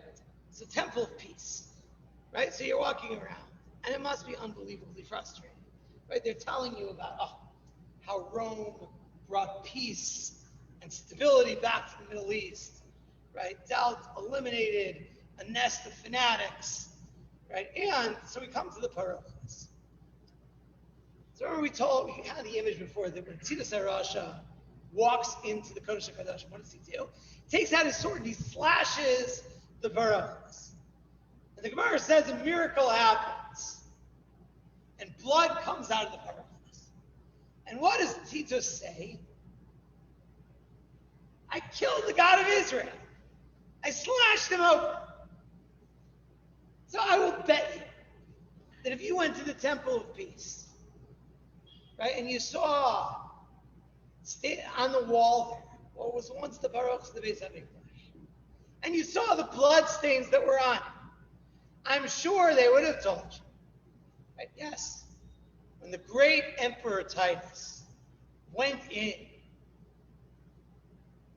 to these barbarians in Jerusalem, right, who worshipped this cruel, intolerant, out-of-date God, that he actually did battle with the God. And here you see the stains on the parochas. Titus wrote the Roman narrative on the day of the Churban. And there's no question in my mind, that's what the tour guide would have told you. I mean, you think about how painful it must have been to go to Rome. You have to keep that in mind.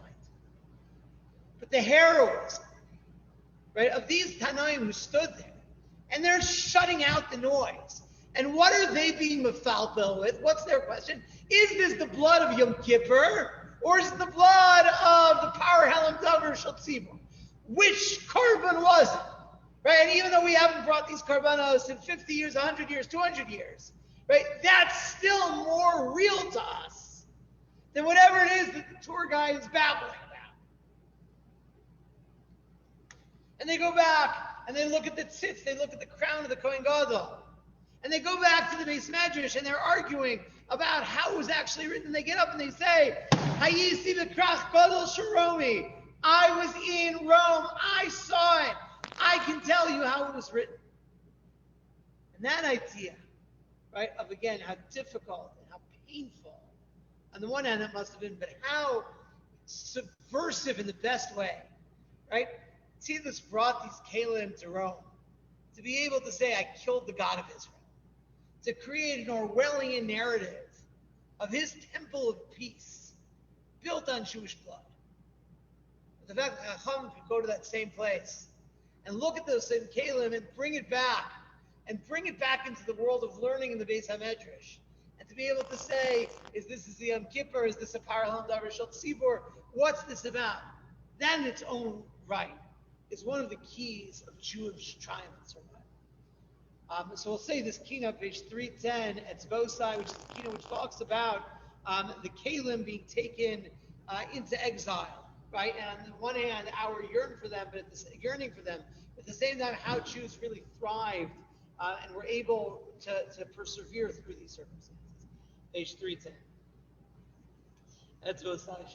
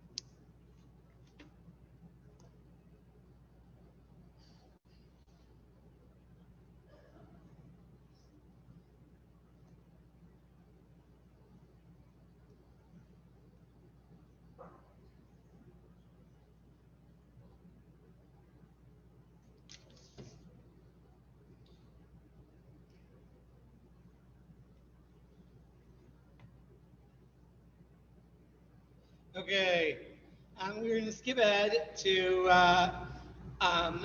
page 328, Sion Halosi Shalim.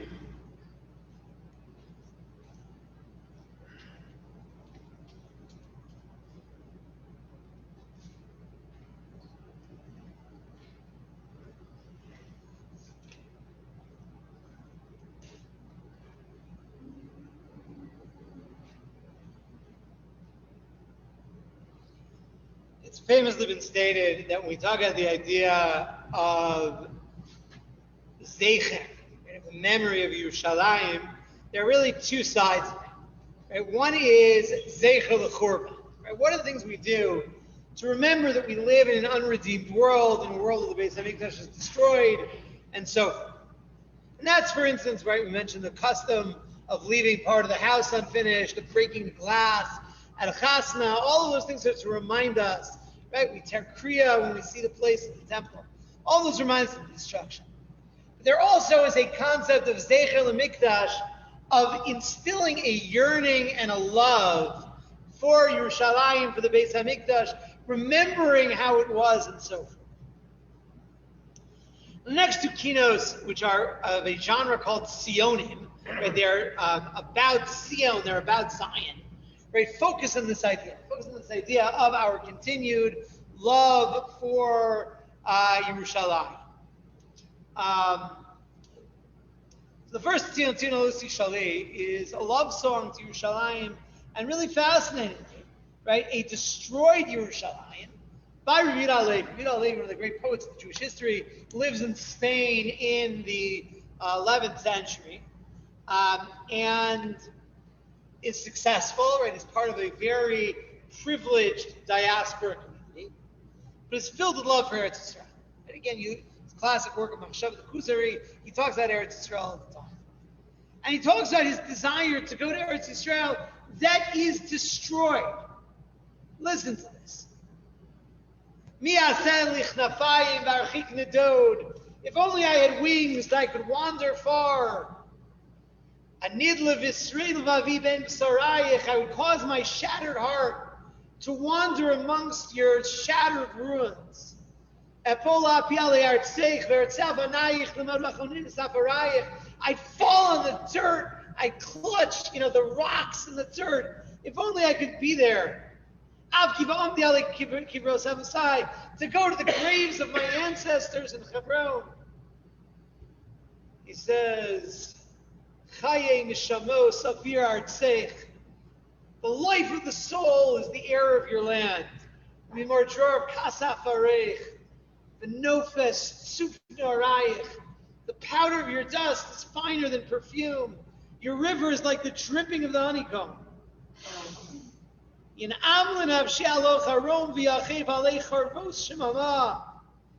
what I would give just to walk naked and barefoot on your ruins. And Rebbe Levi leaves Spain, gives up everything he has, makes a perilous journey. The legend that says he was killed, trampled by a horseman. When he came and bowed down on the Temple Mount, or near the Temple Mount. And the truth is, to this day, if you go to the Kotel, going through the Rova, going to the old city, you know they have these two painted lions now, right? So there's steps. You know what the steps are called? Those are Ma'alot Rabbi Yehuda Halevi. The steps of Rabbi Yehuda Halevi, it's like you're walking with him down to the Kotel. But here's the catch. Rabbi Yehuda Halevi, right, went to a devastated, destroyed set of ruins, right? And yet this was the dream of his life, to be able to be there, to get there. And Jews never gave up on that dream. It's a fascinating thing. During the time of the Gaonim, 1,100 years ago, 1,200 years ago, there was a major gathering every Hoshana Rabbah on Har HaZeisim, the Mount of Olives, right opposite the Temple Mount. And they did Hoshanas there. So we have a description, and Jews would come from all over the world to do Hoshanas and Har HaZeisim facing the Temple Mount. So we have a description. Joachim Reiner did a whole thesis on the topic of Aliyah L'Regel, of pilgrimage after the destruction of the Beis HaMikdash. And he describes, listen to the quote, right, from our ancestors 1,200 years ago. He says on Biyom Hoshana, Miskabtzim al Har HaZeisim, they gather on Har HaZeisim, on the Mount of Olives, and they do 7 hakafos. Uvehekif harishon, hovchim pneim klapi Beis HaMikdash. They start the first Hoshana.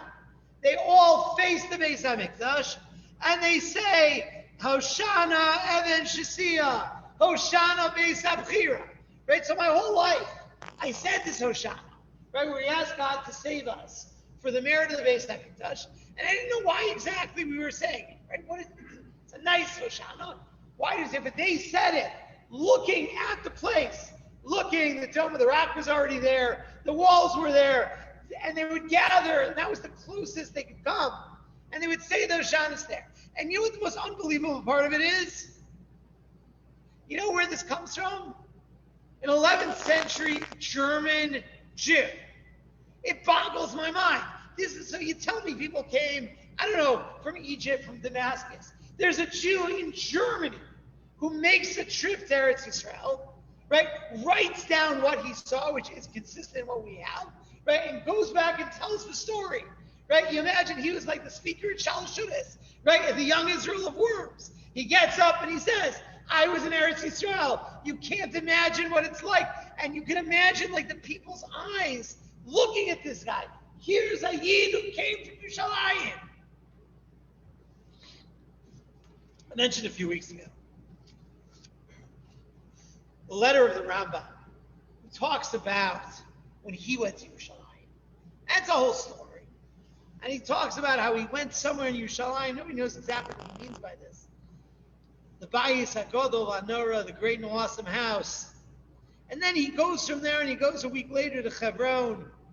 And he says the dates that I was able to daven in Yerushalayim and Maras HaMachpelah. Right? And if anybody told you, so it says, what does he do? He wants to go L'nashek Kivrei Avosai B'Maror. He wants to kiss the graves of my ancestors in Maras HaMachpelah.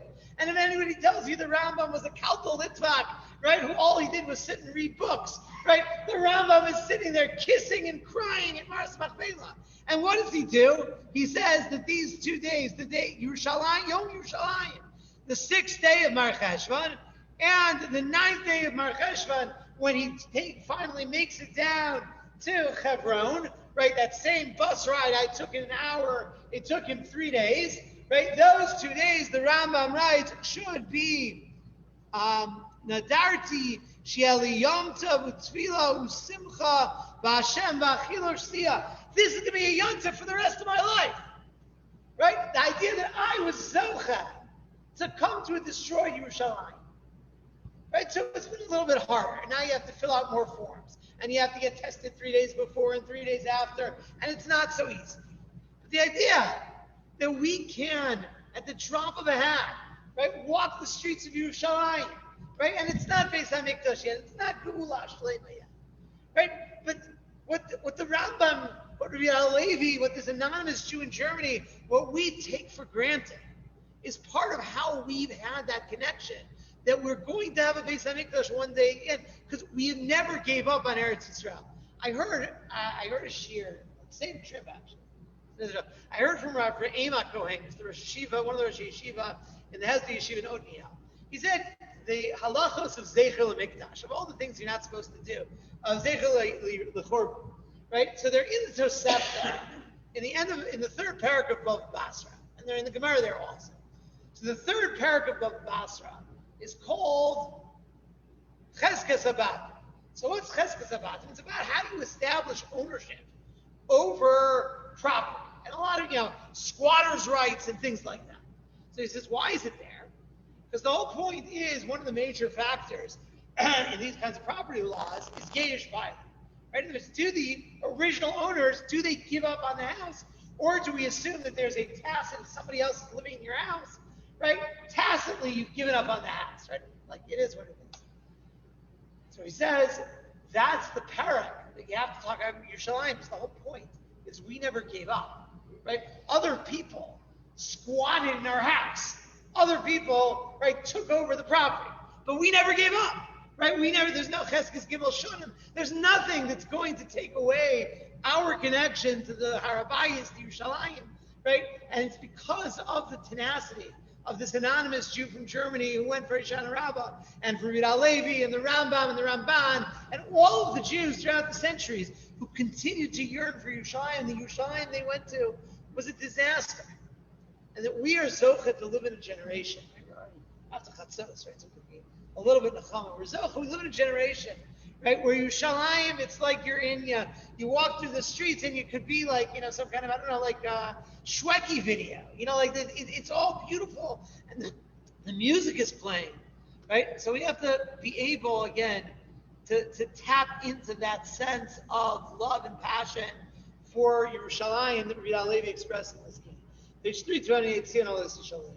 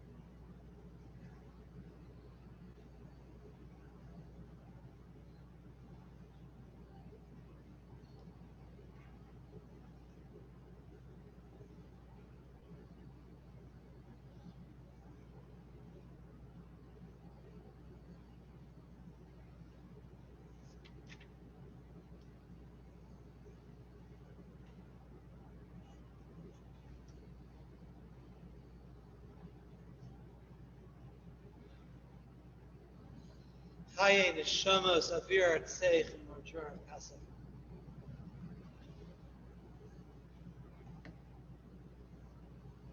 Shach nefashim. Eich yerav liachol v'shasos ve'esach hazek esach.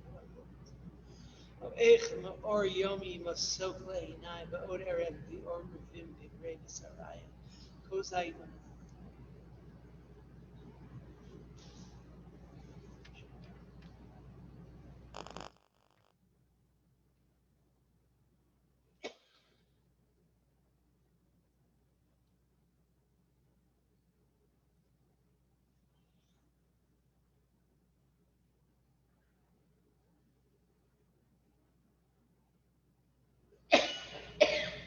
Chake v'yagia v'yira olei soirei v'bachval.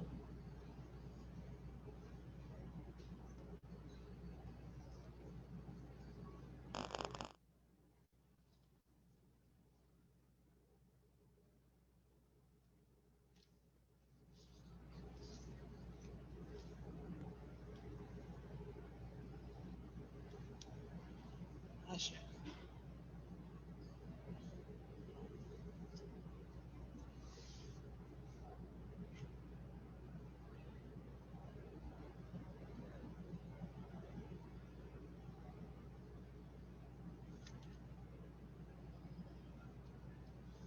I've been waiting 4 years to say this piece on Shali's Rishon. Once again, I'll wait for next year. It'll be Graham in the Beis Hamikdash.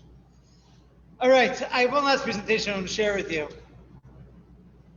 And then we'll say the Kinos for the Shoah and then Elisha.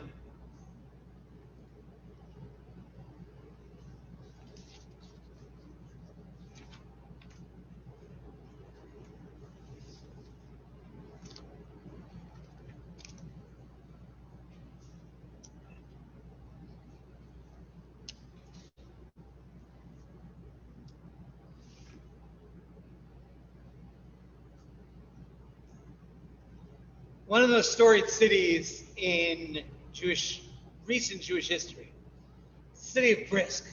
The world calls it Brest-Litovsk. Brisk is a city which is synonymous with Torah in the Jewish world. It was from Brisk. The great Reb Chaim Brisker, Reb Chaim Soloveitchik, created a revolutionary method of Talmudic analysis, which basically fills yeshivas around the world to this day. And it was a city, an important city, for hundreds of years. There's actually a tradition, if I recall correctly, it's a little bit strange tradition, that the city of Brisk, all the way back, that the Rosh in the 12th, 13th century once spoke in Brisk. So I wouldn't put money on it, right? But the idea, that's how people in Brisk saw themselves. They were a city of Torah. Over the course of a few days in October 1942, 20,000 Jews in Brisk were murdered by the Nazis over the course of a few days in the river. 30 years later, in 1972, the Association of former Brisk residents, Jews from Brisk, had a commemorative event 30 years since the massacre of Brisk. The keynote speaker at that event was none other than the leader of Israel's political opposition at the time, who later goes on to be Prime Minister, Menachem Begin, who himself was born and spent his formative years in Brisk. That was his hometown. He was already in Siberia during the war, then finds his way to Eretz Yisrael. But both of his parents and his brother were lost during the Holocaust. And they ask him to speak about Brisk. He gives a speech titled, We were all born in Jerusalem. And the speech was, in the last 2 years, translated into English and published. And it is a remarkable speech. Because Menachem Begin, although was not formally an observant Jew, was far and away the most traditional figure among the founders of the state of Israel. Someone who really was, of the early prime ministers. Now we're in a different world where we have a prime minister, King Shabbos, puts on tefillin. But until Naftali Bennett, far and away Menachem Begin was the most traditional sensibilities of any prime minister of Israel. And again, against the backdrop of many other early Israeli figures who were ambivalent, if not hostile, towards religion. So he talks about Brisk. And I'll read you some excerpts. We are all proud that Brisk had a history. The towering geniuses of Torah, cedars of Lebanon, Arzei al-Vanon, which of course is a callback to Kinos, right? That's Arzei al-Vanon that we said before. Who among us did not see us as companions to Rabbi Yoshever Soloveitchik, to his son Reb Chaimka, as if we had been with him all the days of our lives? Who among us did not take pride in the fact that the great and righteous scholars sprouted from this city? Verily, in an important city, in every encyclopedia you will find her. Primarily in reference to the famous agreement between the Bolsheviks and Germans in 1918, this city also played a role in the growth of Zionism.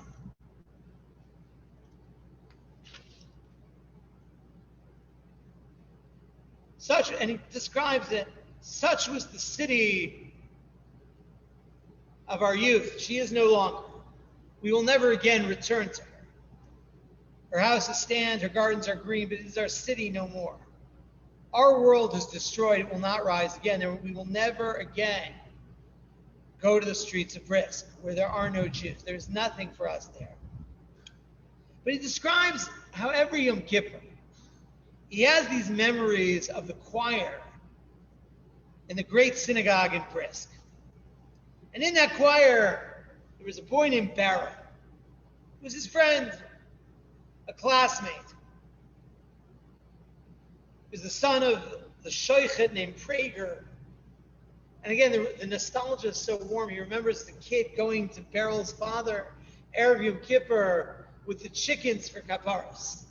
Right? This is the way I can't tell you what a chiddush to have a prime minister of Israel talking like this about Israel. And he remembers the solo that his friend Beryl, who was killed, sang during Yaleh Kol Nidrei night.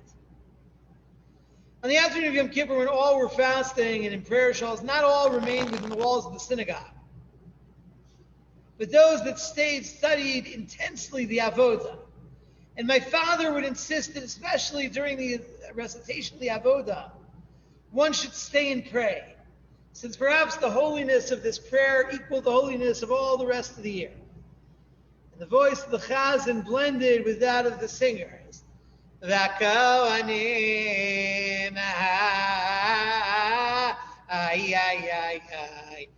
priests and the people standing in the courtyard, when they heard the name of God, they would prostrate themselves and say, 50 years have passed. Where have we not been? In towns and metropolises and prisons and concentration camps, both in the homeland and the far reaches of the diaspora. But on that night, on that day, we all still stand in the great synagogue of Brisker. And he describes it's beautiful to read. On that day of Yom Kippur, that night, the night of Kol Nidrei, wherever you may be, you find yourself in the synagogue of Brisker. And you will hear just that majestic prayer. The Kohanim Va'am standing in the courtyard of the temple. Now here's the remarkable piece of this, if this isn't remarkable enough. We mentioned the great Reb Chaim Brisker. So we have a reminisce about that great chief rabbi of Brisker, Reb Chaim, from his grandson, the Rav. The Rav said, I remember as a child being overwhelmed, observing Reb Chaim reciting the avodah. My young soul was struck with wonder when I heard Reb Chaim enthusiastically and ecstatically chant, when the priests and the people who were standing in the temple court would hear God's glorious revered name clearly expressed.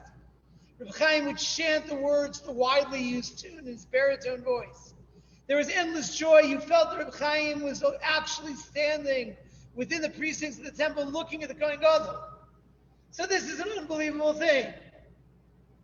That in this town, in Lithuania, in Belarus, wherever it was, they have two children.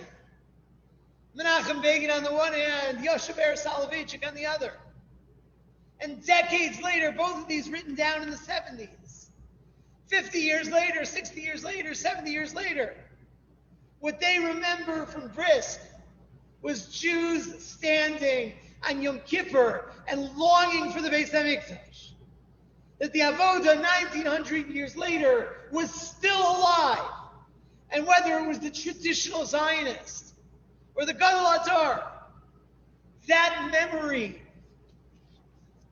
not even knowing of each other, quoting them, stood together. The end of Menachem Begin's speech reads as follows. In the midst of their innocence, our fathers in their faith loved the land of Israel. They pleaded for the land of Israel. They said it. They would say the words of the land of Israel, B'kedusha v'tayra, with holiness and purity. When they would say the praise after meals, coming to the words of Yerushalayim, their eyes would flow with tears. We remember their love and sanctify it as we merited to free the land of Israel and renew Jerusalem. And the priests and the people standing in the courtyard of the temple. This was the prayer they recited. The day we redeemed Jerusalem, we've dug into its dirt.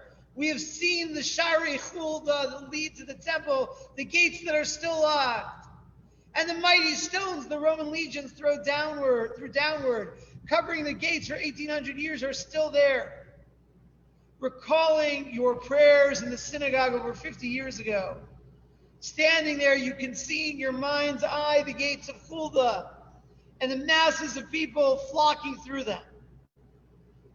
The masses, thousands of them, came to Jerusalem. They ascended the gates of Chulda through the courtyard and the women's courtyard, and you can see it as if it were yesterday. 1900 Yom Kippurs without a Beis HaMikdash, where Jews faithfully said, in Brisker and in Barcelona and in Boston and all over the world, they made that picture in their heads that we're not giving up. Even if they never got to go there, even if they never saw it. The Beis HaMikdash continued to live in Jews, in their shuls, in their homes, in their hearts. And that's why it's going to be rebuilt one day again. That's amazing when Menachem Begin came to America. He met with the Moetzes Torah in the home of Moshe Feinstein. And we walked in. Rebbe Yitzchak Hutner said to him, Shalom Aleichem Mendel Brisker. Welcome, Mendel from Brisker. And what made Mendel from Brisker, all the Mendels from Brisker, come back there at Yisrael, we're waiting for the last chapter to be written. And the hope that we're not going to have to add more Kinos than we need. But what kept them focused was that tefillah of the Kohanim V'Ha'am. And he says, and so with love of Israel, love for the land of Israel and Jerusalem, we will sanctify their scattered ashes, elevate their souls in holiness and purity, carry on in our hearts the memory of their love from generation to generation. We'll say the Kina for the Holocaust, and then we will conclude with the Yetzias. Whichever one you want. Whichever one wants to. There are a number in any of the books.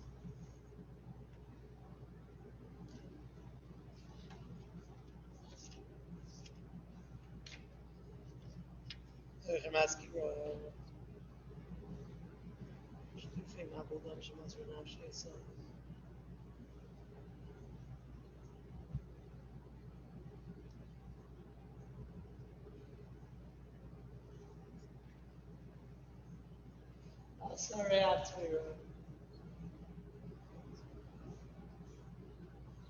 Maror, Tinoko space, Rabban Yakir.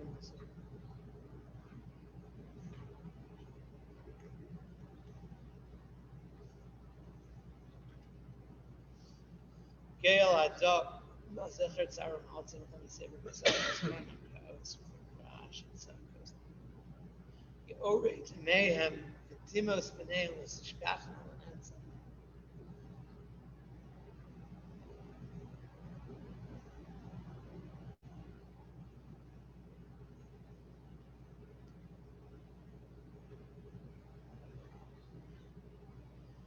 Inu Achiosainu, the Sarasut Nosainu, Kostas Tarim, Rufim Achzarim, Yasarim, Philososarim, Timionula Dim Batesh Makimar, Sesamim Lola, Namnakola Hoyariel, Miniblas Hasidecho, Son Kodoshim, Mimna Sharisham Losichbeh, Gadajin, Kol Shema Yisrael.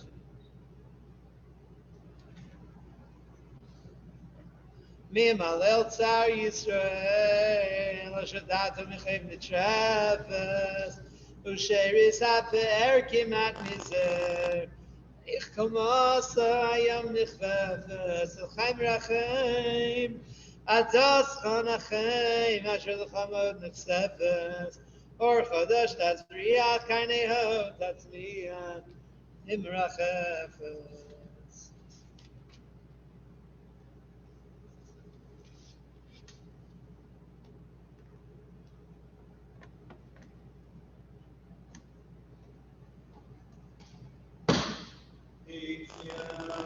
The